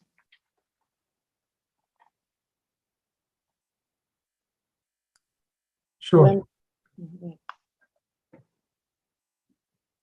I think, well, let's see. If I'm reading the application correctly, the program is a byproduct or an offspring of pandemic innovation, and so directly responsive to the needs of participants. Tripling the numbers of participants is an extraordinary achievement, and I think one that has the potential to be instructive across the board through so many arenas for arts education. Don't want to be repetitive.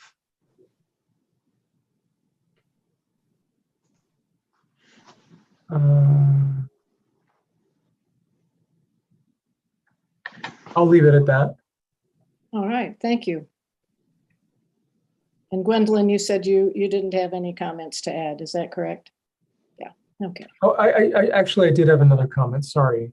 Under outreach and engagement, given that the project is digital and therefore in theory universally available online, I think and maybe I missed this, I think the application it would be good if the application clarified those plans specifically.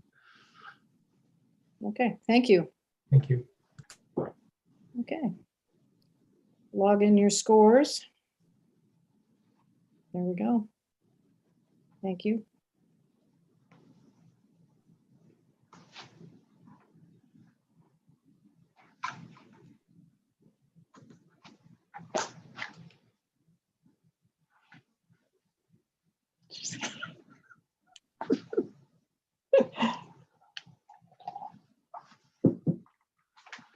All Thank you for logging in your scores. We will now move on to Omaha Theater Company. Rafael, you are the primary reviewer, and Anne, would you give us a summary? Yeah, so the Omaha Theater Company for young people in Omaha is proposing drama-based in-school workshops and residencies that bring literature and history to life. This grant will help pay teaching artists in workshops and residencies between August and next June of 2023, approximately 4,700 students from 16 schools in the Papillion Vista community, as well as 16 schools in Papillion Vista. I'm reading this right, schools, and 8 Omaha public schools will be served. That's it. All right, thank you. Rafael. Thank you. The grant indicates that it will help pay for teaching artists. I'm unclear in the body of the narrative who the teaching artist fellows are, or if they've been hired yet, or if they haven't been hired, what is the selection process? The company artist bio document, which is quite replete in and of itself, indicates that the teaching artist will go through a rigorous training process, but it isn't precisely clear who that maps to amongst the existing staff. So that could have been clarified. I can wager a guess based on the bios, but I would rather not. The work samples, the lesson plans provided were replete and informative. Under planning and evaluation, one thing that wasn't clear to me is the relationship between the Omaha Theater Company and the Rose. OTC is the applicant, but the Rose is mentioned throughout, and I don't know why, because... I can mention, I understand the confusion, but I think I should clarify. Sure. The Rose is the name of the theater, the building. Okay. The Omaha Theater Company is the formal name of the applicant organization. A lot of people locally use those two names interchangeably. I realize it's confusing, so. No, that's great. Thank you. I thought it might be something like that, but it wasn't clear. Thank you. The planning process, key personnel under admin bios are identified and they're thorough. The program goals are clear, exactingly. The evaluative process is clearly articulated. The application indicates that relative success of workshops is measured based on evaluations. Again, having an example of those evaluations would be useful in terms of scoring this component of the application. It looks as though the teaching artists are driving their own vehicles, and obviously this application was put in some time ago, but given the current gas prices, that figure does seem low to me,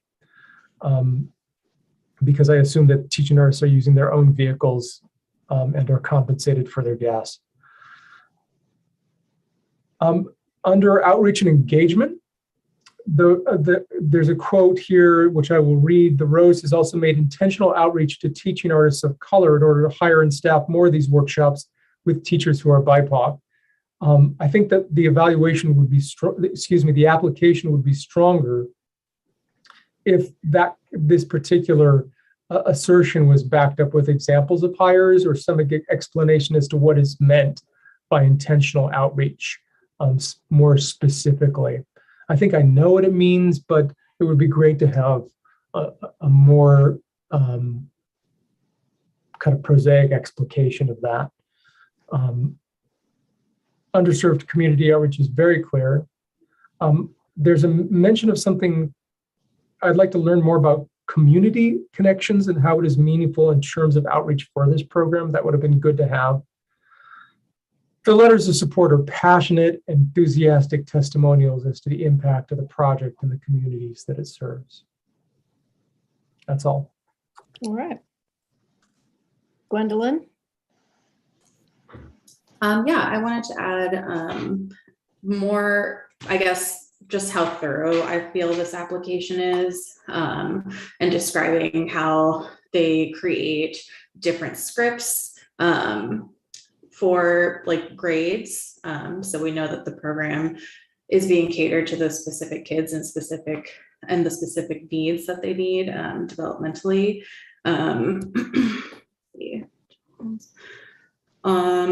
With the educational value, how they talk about movement, I feel like that really shows that they are supporting students with different types of learning styles as well, which is nice to see. And then I think Rafael already talked about this, but the extensive training and observation that all new staff goes through makes me feel like everyone that they bring on is very qualified and experienced.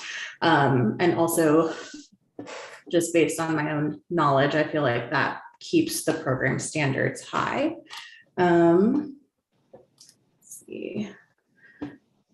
For evaluations,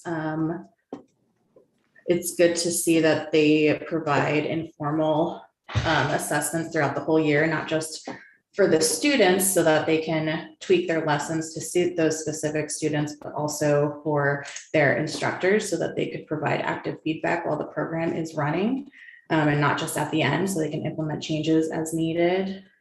And for outreach, also how they provide free tickets and they provide copies to teachers and things like that, I feel really shows that they impact more people in their community than just the students involved. Okay, thank you. Camelia and Audrey, do you have anything to add? I do not. I had just one or two comments. I really appreciated the lesson plans and the fact that they made changes based on feedback from teachers. I would have liked to see some goals for this program that were perhaps independent of the state standards. I did not see measurable goals anywhere, although they had good sort of overall goals for the stage of programming. I also appreciate that they do kind of an immediate evaluation, but I thought it would have been helpful to do a second level of evaluation, maybe an online survey of some kind, to see if teachers observed any longer term impacts. And I thought the planning section was fairly weak, as the only real thing they talked about was lesson planning. So they needed to talk a little bit more about how they plan their overall things. One other thing I thought was interesting is that the demographics they provided indicated a really high number, like 38%, I think, if I'm right, of Hispanic students in the area that they serve. And yet all the material they chose was based on African-American background. So I just thought that was an interesting choice. Not that there's anything wrong with the African-American stories or any of the stories that they picked. I mean, I personally love the Snowy Day story, but I just, I wondered if they were, I would have liked to have seen if they might have addressed, the idea that they might choose some other ones in the future that would also address other areas of the underserved groups in this community. So I think other than that, I mean, I really appreciate the idea that they're using theater to improve reading and comprehension. And I think that's great. Thank you. Time to put in your scores.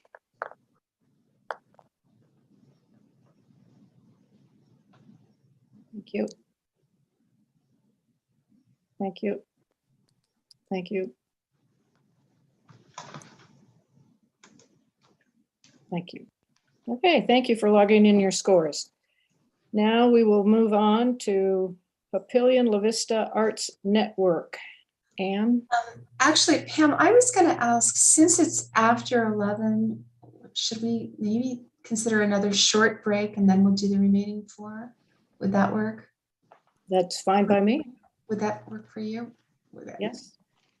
Maybe till like 11:15. What do you think? Does that work? That would be good. Yes. Okay. All right. Thanks. I'm sorry. I didn't see your note. That's okay. It's just, we've found with our other panels, generally about once an hour, people could use a little Yes. Yes. screen-free time. So I understand. I'm not the only one. hopefully we won't have problems coming back on once we turn off our cameras this time. So, okay, thank you. For, All right. for those of you who are in the eastern part of Nebraska right now, I am telling you the bright sun that was here in Kearney has left. It's overcast now. So you'll probably be getting that too. The rain is coming. Yeah. Yeah. Thank you. Just a quick technical note before we all go on break. If one of us comes back before everybody else on the live, it'll be the only thing that shows up. So it might be best for one person to say, okay, folks, we're back. And then we all come back on with our cameras so we don't get the top of anyone's head. Can we just leave the setting as it is now? Sure. The less I have to click, I think the safer for everybody. What time are we back? 11:15? 11:15. 11:15. Thank you. Yes.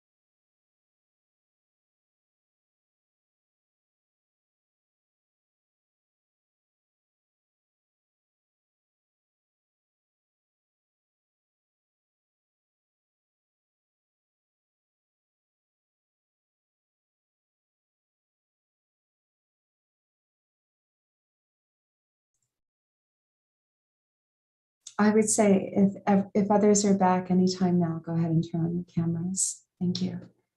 It's like our cameras are all working again.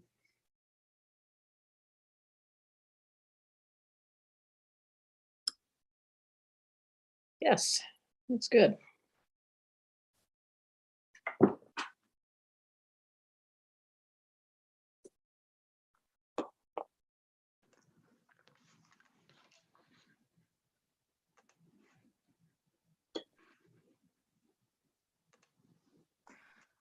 I'm trying not to take this personally, but I can't. It says you cannot start your video because the host has stopped it. Oh, no.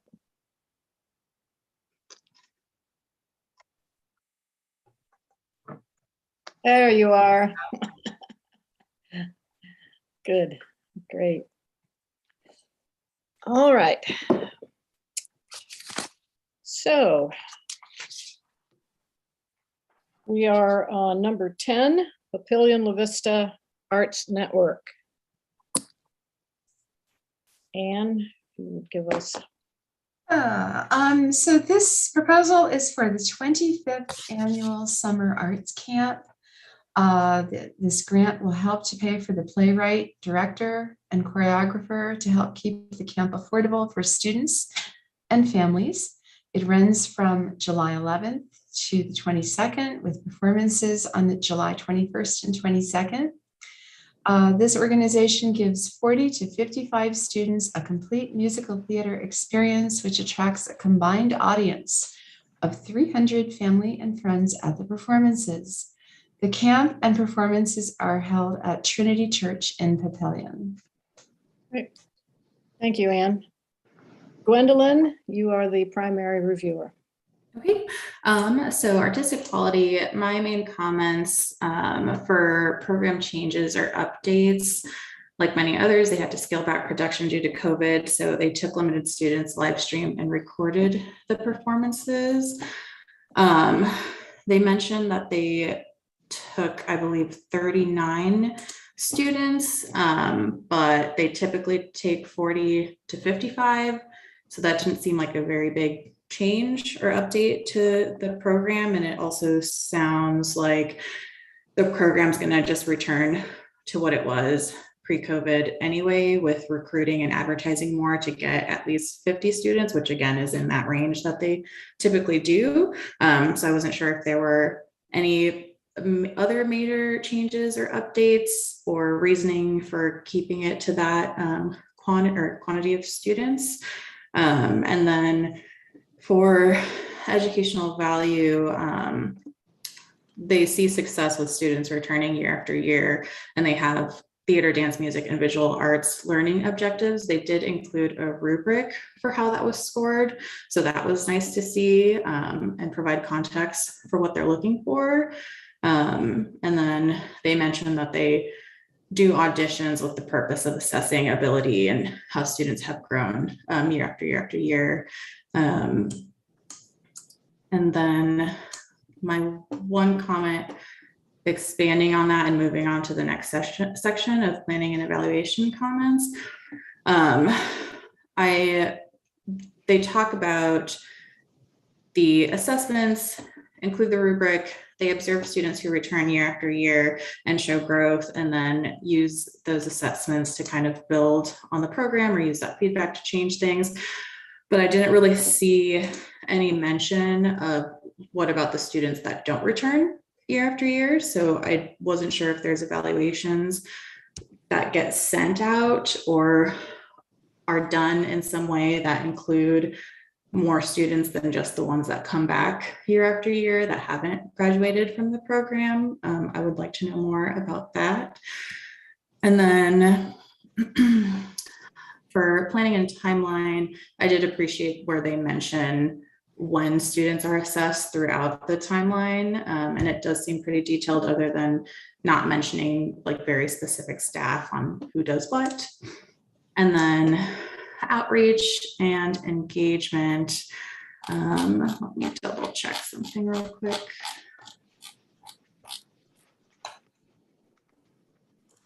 Okay, yes. So they do provide detailed demographic information with percentages of different demographics and different incomes. They provide additional outreach through their winter plays, which attract a wider audience than this program does.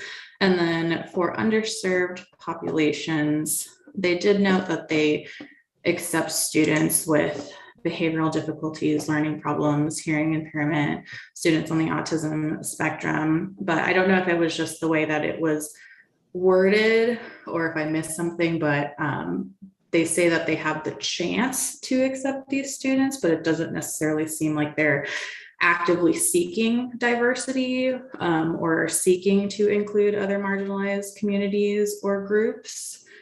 And yeah, so I would like to see more information on how they're seeking to serve other groups in their community. Okay, Rafael? Yes. The description and the work samples just clearly articulate a program that will provide a quality arts learning experience for its participants. I particularly appreciated the assessment spreadsheet that demonstrates that each participant is carefully evaluated. And the inclusion of last year's program gives me a very clear understanding of what the scope of the work is and what future participants therefore might expect to undertake. And also that such a program is important to its participants. I think as a whole, they pivoted admirably due to COVID, as with so many of our applicants, and the artist educators are qualified and experienced.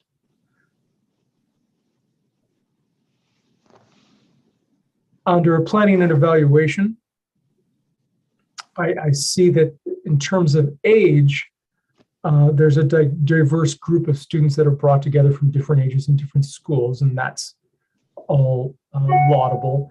The evaluation process is exemplary from the point of view of assessing the growth of each participant, and the planning process timeline was informative and clear. With regard to outreach and engagement, I think there's the demographics information is provided and the project is responsive to the needs of its immediate community. The letters of support are strong and they indicate that the project is important and impactful not only to its participants, but to the community as a whole. The stories about various students which they included were in particular excellent testimony about the positive impact of the program, and as was just mentioned by Gwendolyn, I'm not sure about their underserved outreach. There is mention that I think they use the phrase. It's clear that the underserved community is not traditional, but there isn't any means by which I can evaluate outreach to those that are traditional. However, inclusion of the neurodiverse, specifically autism spectrum students and/or those with hearing impairments and/or those with learning problems or disabilities in a program is a positive. Thank you. Thank you. And thank you, Gwendolyn, too. Audrey and Camelia, do you have anything you would like to add? I thought this was a little unusual within the theatrical world, that it wasn't focused on the performance. It was focused on the process. And since they take anybody up to their 55 maximum, it's like everyone's included, and regardless of ability, et cetera. And so I thought that was a very personal approach to each of the participants.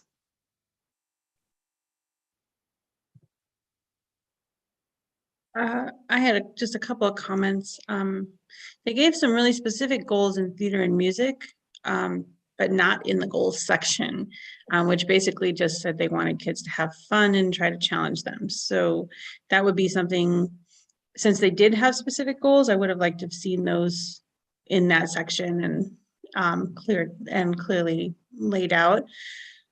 I was a little unclear as to why they are so arts standards focused when they're not an in-school program and are not bound by that. So I would have liked them to address that, because there are other things than the state standards, even though the state standards are helpful. And when you're outside of that program, you can address some of those other areas. I did want to just know that they really are doing a lot with a very small budget. And this is a very, very small NAC request. And that's got positives, but maybe also negatives, because sometimes when you work on that small of a shoestring, it's a little bit challenging. And so I wondered if they were shorting themselves a little bit. But I think it's a really neat program, and the community seems to really support it. Thank you. I just added, Camelia reminded me that another thing I'd never thought about, that for elementary and middle school students, they often don't have a theatrical experience of this nature. That they're not doing that so much. There's certainly a lot of art, visual arts, and a lot of music within the schools. So this is, in essence, kind of a supplement to the in-school experiences that they might have in the arts. And it's interesting because a lot of elementary school theater things are, for lack of a better word, canned. Wyoming sees a lot of Missoula Children's Theater, which is a fantastic program, but it brings in something very canned. This is something that they developed themselves, and I want to commend them on that. I think that's fantastic. And I also really appreciated that that they don't only focus on the acting and performance part of it, but they include the technical theater aspects of it. So I think that helps kids see that theater is much wider than just what happens on the stage. I did have one little comment that I didn't quite understand. In the timeline, they mentioned their members. Like we sent the mailing to the members, or we send the application to the members. I thought, who are the members? Are they past participants, or did they have supporters or their members that just didn't, that word just popped up suddenly?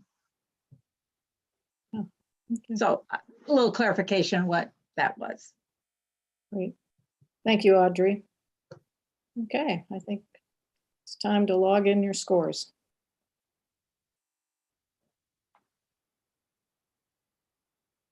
Thank you. Thank you. Thank you.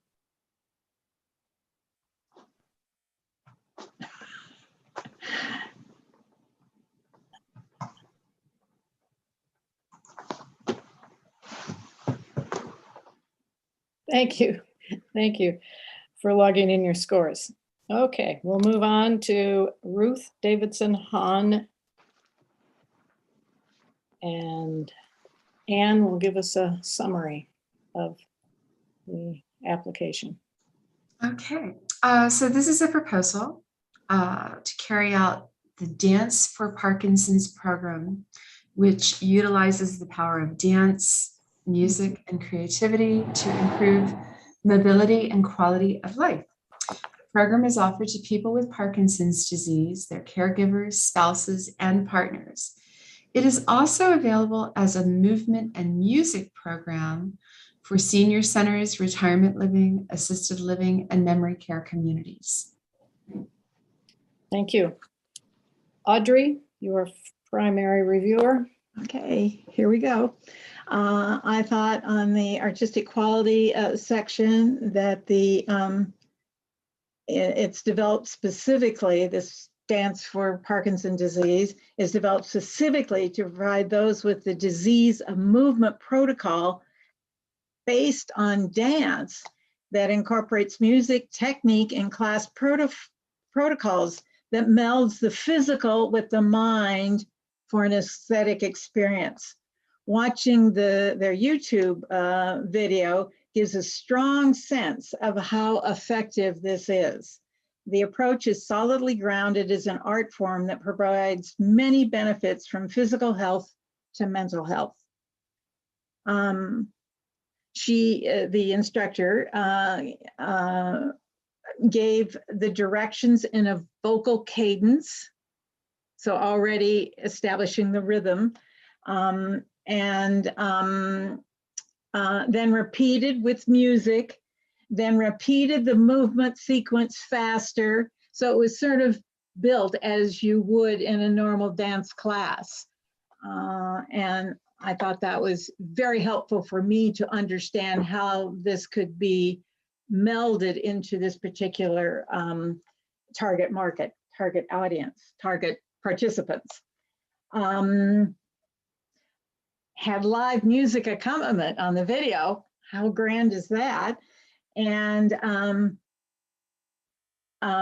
explains what particular movements help. So in other words, a yawn helps you swallow better. So it was really tying the movement to things for everyday living. And I thought that was very, very, very impressive and certainly helpful.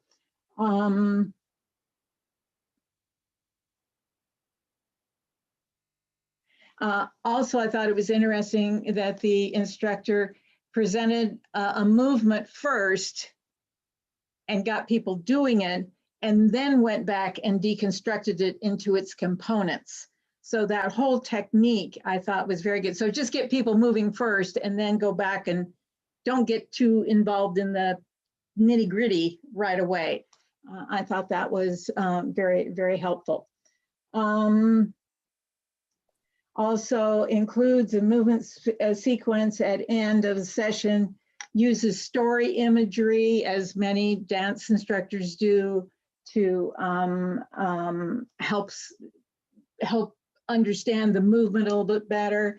It includes a reverence at the end of class, just as you would have in a normal class. So yeah, it was very interesting for me to see that. The program changes for the pandemic, they use that as an impetus for moving to a remote format, which was clearly the video that I saw, I thought, within 1 month. So they, to use Rafael's term, pivoted kind of quickly on that.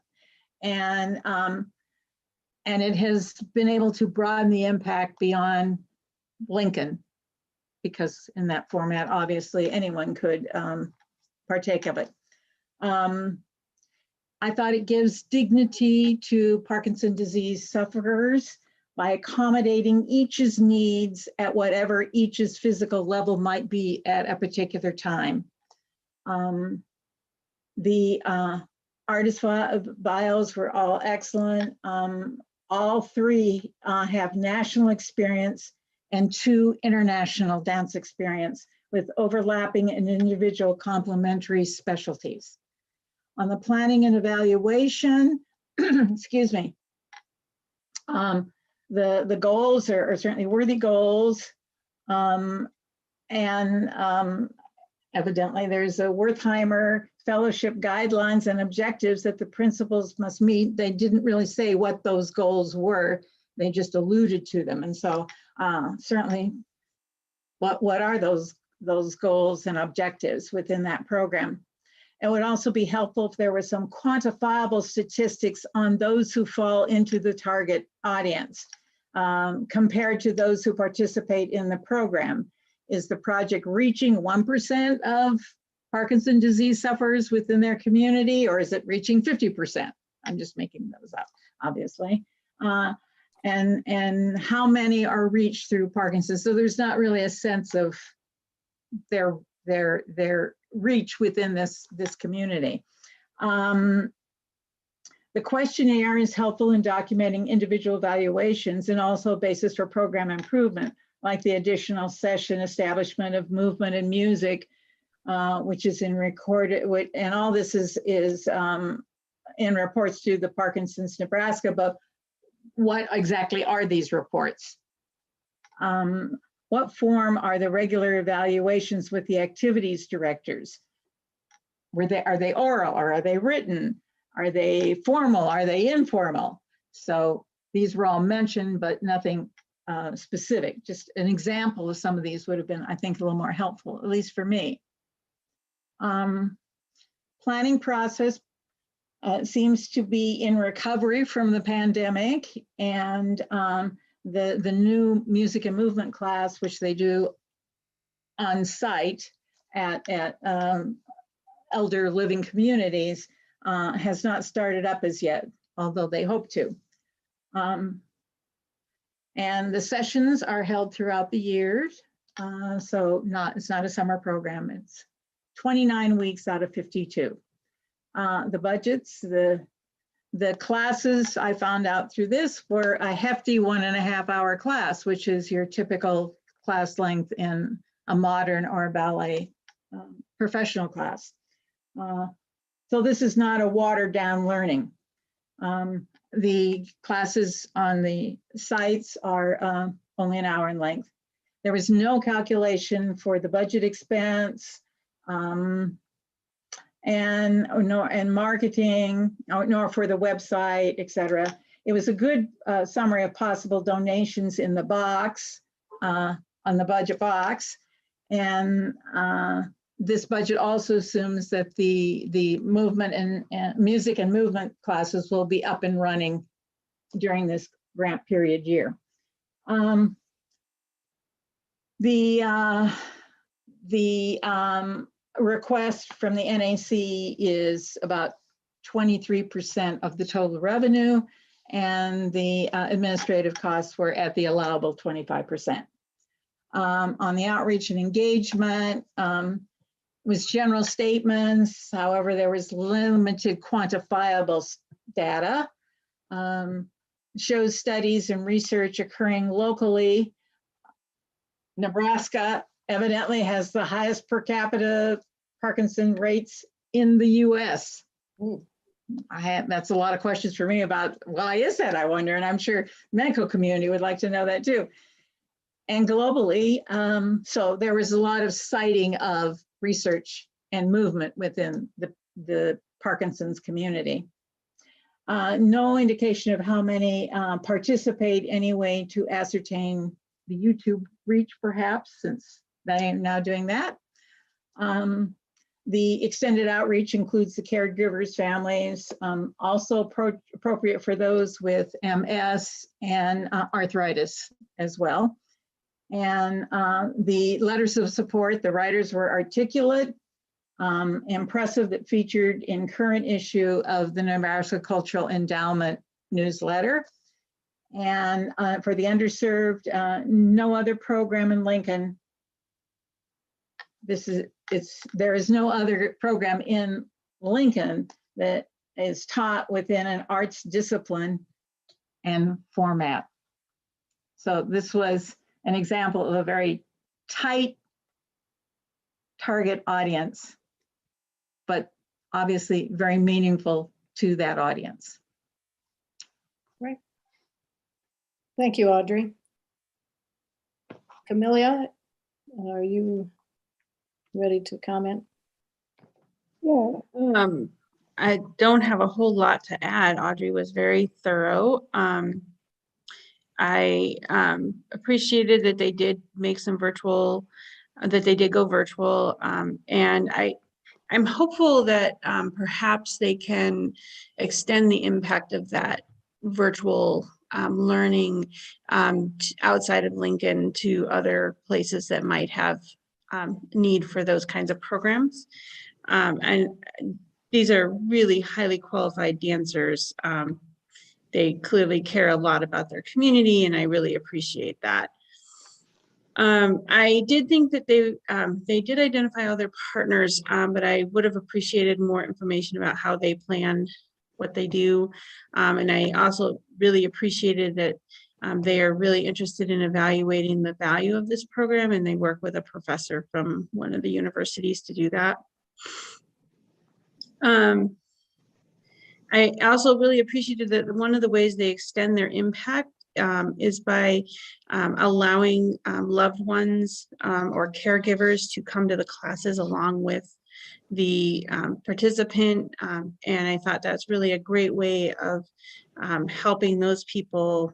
It both provides them a little bit of an outlet for themselves, but also helps them see they might be able to take that home and maybe work with their loved one a little bit that way. So I thought that was great.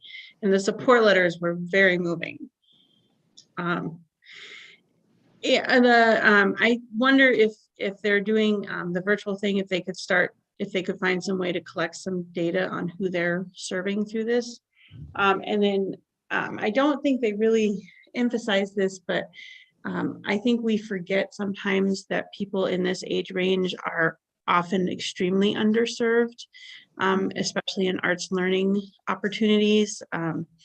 Most arts learning opportunities seem to focus on a K-12 population, and we all want to learn all of our, well, we all know that the benefit of learning all of our lives is important, and being able to offer something like this to this particular community and extend it into other, like through the movement and music things beyond just the people with Parkinson's, I think is really, really valuable, and I appreciate their attention to this.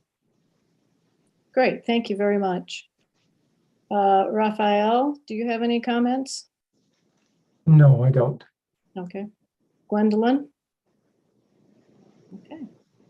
Well, it's time to put down your scores.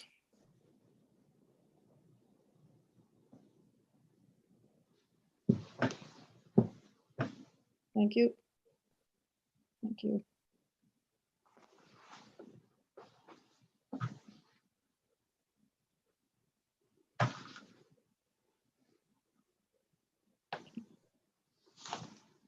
Okay. Okay, thank you for logging in your scores. We will move along to the UNO Department of Music. And Anne, if you would, give us a little summary. Yeah, so this proposal is from the University of Nebraska at Omaha, the Omaha campus, for the Great Plains Jazz Festival, which features dozens of middle school and high school jazz ensemble performances from bands across Nebraska. A 30-minute clinic follows each performance, which is adjudicated by jazz experts from across the nation. Headliner artists perform each evening and present general clinic sessions throughout the day. The professional concerts are open to the general public, and they are free of charge to students from schools where 50% or more of the students are on free and reduced lunch. Thank you. Camelia, you're the primary. Okay, I just wanted to make sure I was not muted. So this looks like a really fantastic jazz learning opportunity. We had something like this happening in Wyoming that was just, music teachers just loved it and the kids really loved it. And I'm guessing that this meets similar ideas. So I do think, I mean, it looks like a really comprehensive opportunity. I really appreciate that they clearly explained what happens. These ensembles come, they play, they are recorded, they get recorded comments that they can listen to when they get home, but they also get a 30-minute experience with one of the adjudicators. I think that's probably super valuable. And the people, the quality of the musicians that they bring in is top-notch. They look like they're really excited about their instruments. They're people who have done a lot and have a real focus on arts education. So really great. And the emails from the teachers that were included here and there really spoke to the impact of this program, I thought. And I would have liked to have seen them use those or something like that for their support letters, because their only support letter was from OPA. And while it was not a bad support letter, it didn't really talk about like the value and the impact of this program the way those emails from the teachers did. So I definitely would encourage them to consider having one of those teachers provide them with a letter. They didn't really provide their own goals for this program, although I figure their overall goal is to improve jazz music education in Nebraska and beyond. I really thought one section was exemplary. They took 2 music education standards and talked through how the festival specifically addressed those 2 standards. And, they said that they addressed more standards, but they couldn't, do that kind of level of explanation. That was really fantastic to see the thought that they put into that. And I don't know if you all provide, if Nebraska provides like example things that people can go look at, but if you do, I would highly recommend that section because I think there are a lot of applications that could have benefited from doing something along those lines. I wanted to suggest to them that in addition to a question in their evaluation, which seems like it's pretty logistical based, they said they were going to add a question for addressing the standards. I think they could benefit also from adding a couple of questions about the impact of the program and what teachers see when they return to the schools. And they might even also benefit from, like 3 months, doing another email-based survey like 3 months later to see what the teachers think the longer term impact has been of that program and how they've used the comments and so on to improve their teaching and their student learning. I was kind of surprised that they were not getting some demographic information out of this registration process. It seems like that would be not that difficult to do, and that might really improve their understanding of who they're serving. I appreciated that they offered free concerts, with a pretty liberal thinking about just based on what the school situation was. And then I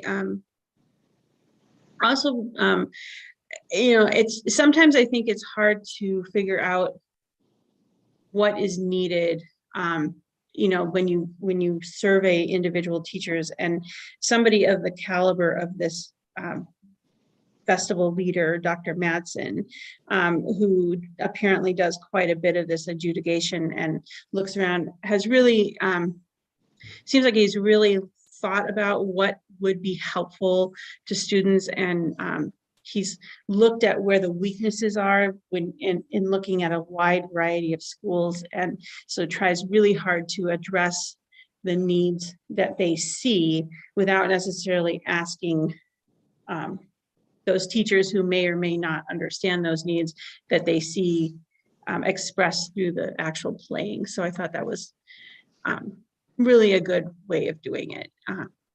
It's a really great program. I think it probably has a huge impact on jazz music education in Nebraska, and since they support other programs beyond, I think that's great.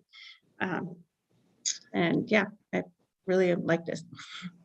If I could jump in with a point of clarification, and I apologize if it was confusing to other panelists.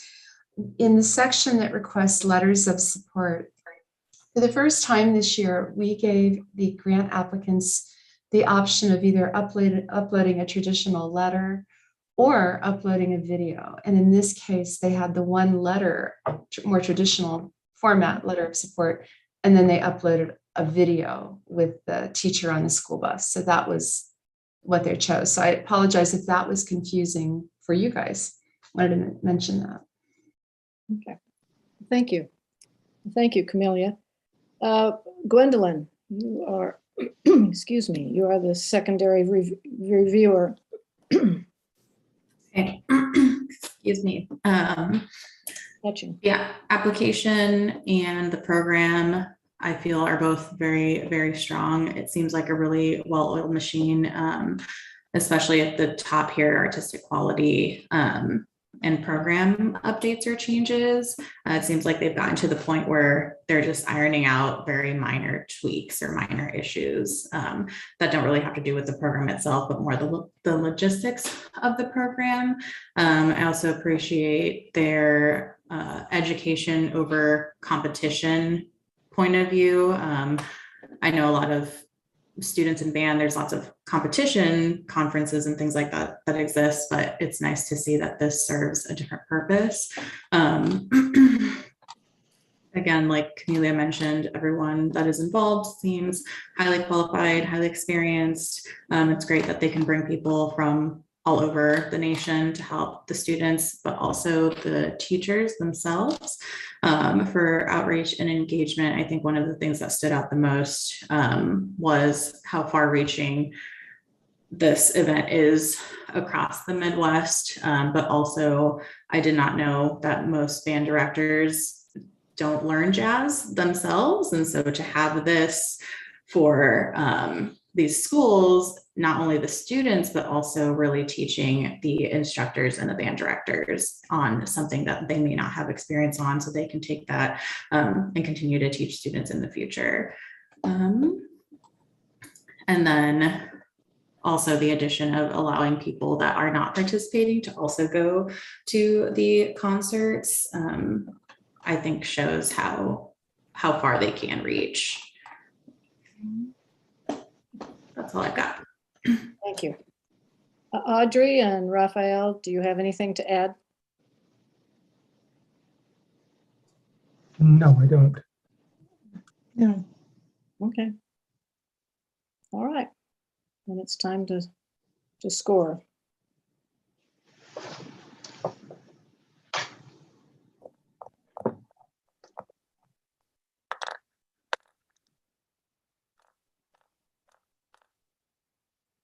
Thank you. Thank you.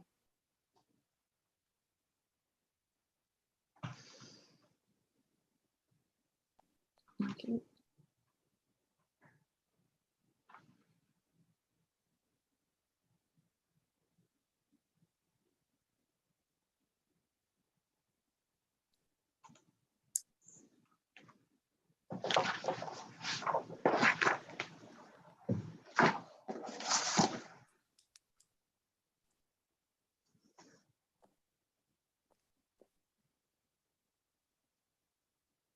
I have 3 thumbs.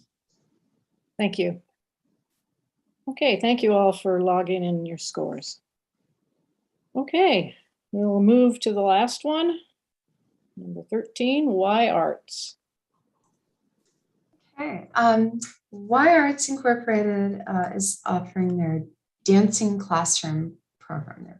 Their proposal is for the dancing classrooms program. The grant will help pay 12 teaching artists in a program that serves 1,000 unduplicated participants at 40 Omaha area classrooms during the school year. Approximately 4,500 students and 2,325 family and community members are expected to attend the accommodating and community events at the end of the program. Thank you.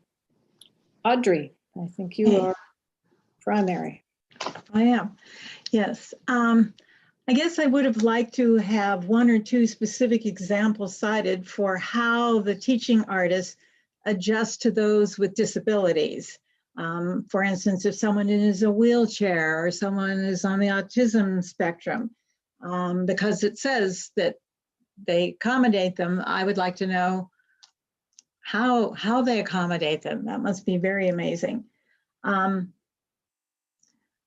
They also say that the teaching artists talk about art careers. I just want to know what those art careers might be that they're suggesting that students might be interested in or even aware of. They didn't really say how they adjusted to teach remotely. And so, again, an unanswered question in my mind. I thought the YouTube video was helpful. I thought that the instructor was very creative in using the mirror as her partner. And so that was good. The only problem was that the music was so loud that I couldn't hear what the instructor was instructing in, but I could certainly see lots of wonderful movement with herself in the mirror.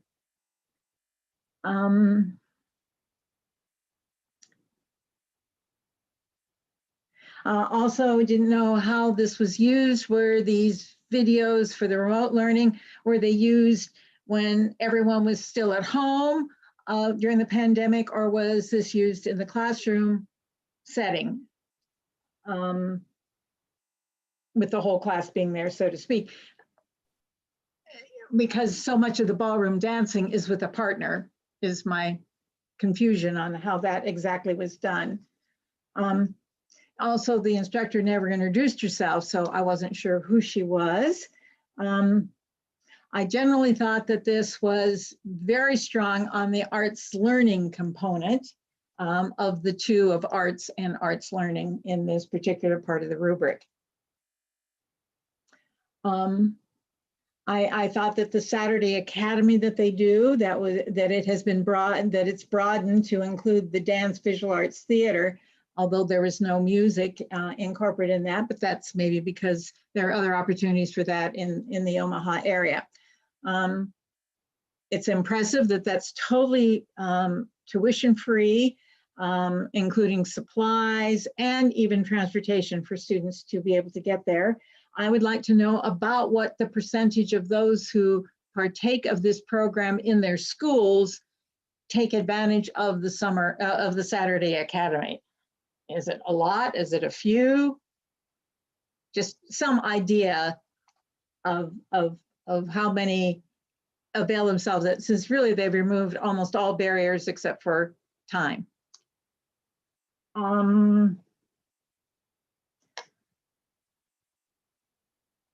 Also, just have a little thing that I found confusing. On page 3, they use the dates for this of 2022 to 2024. Then on page 4, it was 2202 hash mark. So not an ending date there. And then elsewhere, it was 2022-2023. So again, one more read just to get all those little things, because it winds up being confusing. I thought, well, this is a 2-year project. So particularly when it's a wrong date on the first one that you see. I was also a little confused about the timing. Obviously, this is an organization that two organizations have merged, and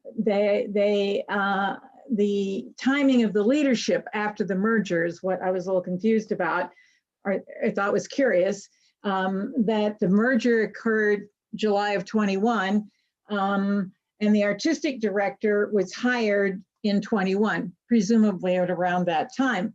But the executive director, who evidently had also been part of this program before the merger, was not hired until January of 2022.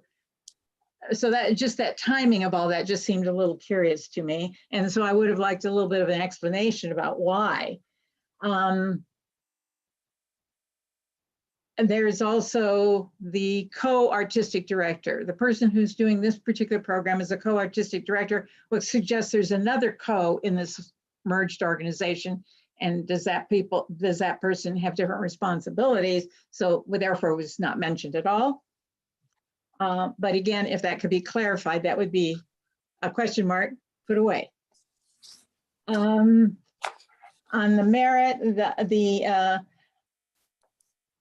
the application verbatim takes from an earlier section to this section, and except for one new fact, 7 paragraphs were verbatim.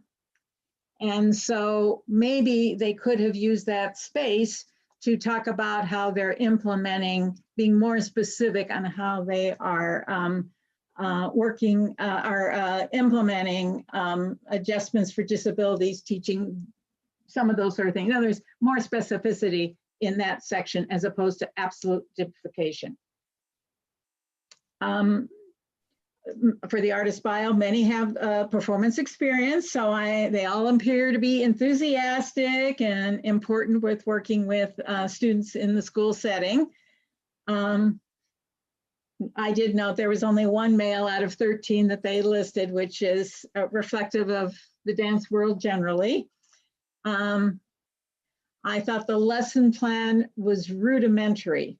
As to exact steps, it was clear with the etiquette and the social interactions and nice imagery for movement, things like imagine walking in warm sand, but there was no mention of any music accompaniment. So I thought it was a rudimentary lesson plan. It would be hard for someone who didn't know the program to come in and try and be a substitute, in other words. I did think the color drawing was charming that they provided, but I had no idea how old the young artist was who provided that. Under planning, program goals, it would have been helpful to have specific standards stated. How Dancing Classroom answers each cited standard is minimal. And then some of them they did actually say, oh, this is how we answer it. Others they didn't, so it was not consistent in terms of how they were meeting that particular standard. But they did list a lot of standards. All involved are part of evaluation in various formats. How are case study participants selected? They do a case study on some of them. Well, how are those people selected? How are those participants selected? And how many are actually done? The planning process, it would be helpful if all involved were defined at the beginning. What's the role of the executive director, of the co-artistic director, of the school liaison? These words were sometimes seem to be thrown out, and it took me a while to figure out who was who and what was the hierarchy and the process for that whole planning process.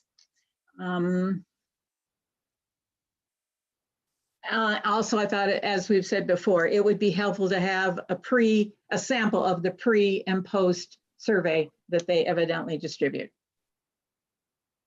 There was no explanation of the colors of the rainbow exhibition. I didn't know if the exhibition was artwork. I didn't know if the exhibition was dancing demo exhibition.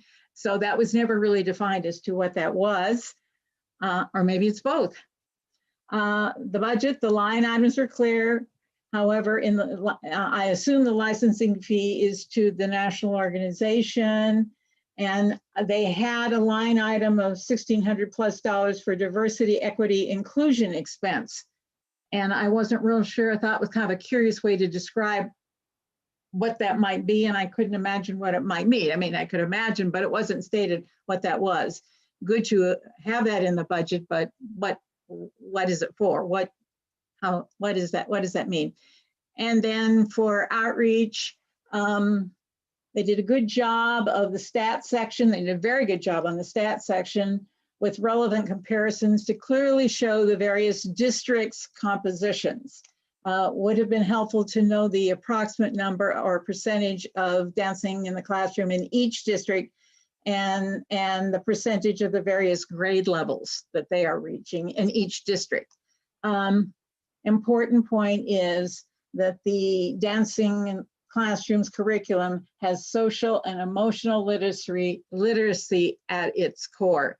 And that was somewhat buried in the narrative. And I thought that was actually a very important point. Finally, for the underserved outreach, impressive to add Special Olympics to the partnership list for people with intellectual and developmental disabilities. Will this include adults and children, or only children? And that's why, going back to how they're teaching artists work with children who might have physical or mental challenges, if they're going to work with Special Olympics, then how is that done? What particularly are they trained to do? And that's my piece. Thank you, Audrey. Camelia? Well, Audrey was very thorough. I'm just going to add a few things. I also noticed the verbatim repetition and thought it was really an opportunity lost on their part. They did such a great job. They did a great job of tying what they're doing to arts education merit. And so I understood why they were like, oh, well, yeah, I could see why they felt like the question was redundant, but I thought they could have used it to really extend and expand on their programming and the value of it, and especially on those things like how they work with students with disabilities and so on. One thing I noticed is that all their artists are arts people, but they don't often say anything about their dance background of any kind, or how they learned about dance or became dance teachers. So I thought that was an unfortunate miss there. But they do all seem to be very enthusiastic about the program, which is fantastic. I also thought it was interesting that they said that they can now do it in person, hybrid, or fully online. And I think that's commendable. However, I was confused as to why they weren't taking this opportunity, if it can go fully online, to extend it outside of the Omaha area and allow classrooms in the rural areas that don't have any dance opportunities to get that. So I hope that they will think about that opportunity in the future to extend the impact of their reach. And I had kind of the same comments as Audrey did about the video. Like, it was really fun. I thought the instructor demonstrated great energy, and it was really hard to understand what she was saying. So they are doing a lot of evaluation, but I thought the section about where they're evaluating actual standards was the weakest, because it's basically just observation. They had some really good planning comments, I thought. And I did wonder again if the program couldn't have had some sort of dance education goals that were outside of the state standards. They serve a huge range of diverse kids, and that's amazing. I think the thing about the exhibition really was buried. And I thought that I want to say that I thought that the exhibition was a really interesting way of extending the program and asking kids to think about dance in a different way and portray it in a different way. So like, I thought it was a creative way of, and I thought it was a creative way beyond like just a, one-time concert or showcase to inform the public about the program. And then the letter from the principal was fantastic. And the other one was very interesting from one of our artists, but I would have preferred to see a letter from a teacher or a parent about the impact of the program on the students. So, what a cool opportunity for kids to take advantage of the social and emotional impact of dance. They say my reading of dance research suggests that this particular age range is a really important time when dance can make a huge impact on kids' emotional learning and their awareness of their own bodies in space and building empathy and so on. So, they could have really used some of that space where they repeated themselves to talk about some of those larger benefits of dance education. And I think that would have really helped their application. But kudos to them for doing such a great program. And I really hope that they think about, if they can do it successfully online, that they really think about extending it outside of the Omaha area. Great, thank you very much. So Gwendolyn and Rafael, do you have anything to add? No? For Gwendolyn?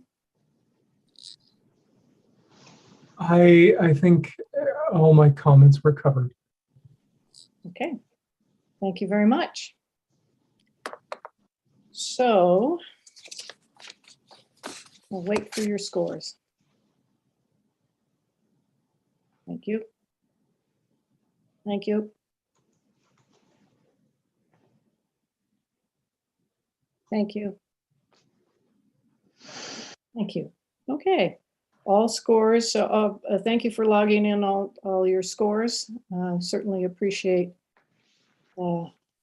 your stamina and your time, and certainly some very perceptive observations on all these grants. It was quite a privilege for me to just sit here and listening to them. I really thank you for being here and taking all the time that it takes to review the grants, spend half a day reviewing them again, and doing it so well. Now that our applications are complete and scored, and shortly we'll take a 5-minute break. At that time, the Nebraska Arts Council staff will tally the scores and prepare information for the final discussion. When the panelists reconvene, we'll review the procedures and make final determinations. Grant applicants will be notified by early June about the funding decision on their project. So at this time, the final portion of the meeting, the rest of the meeting, that is closed to the public. And at this time, we'll have to say goodbye to our online applicants and members of the public who have joined us today.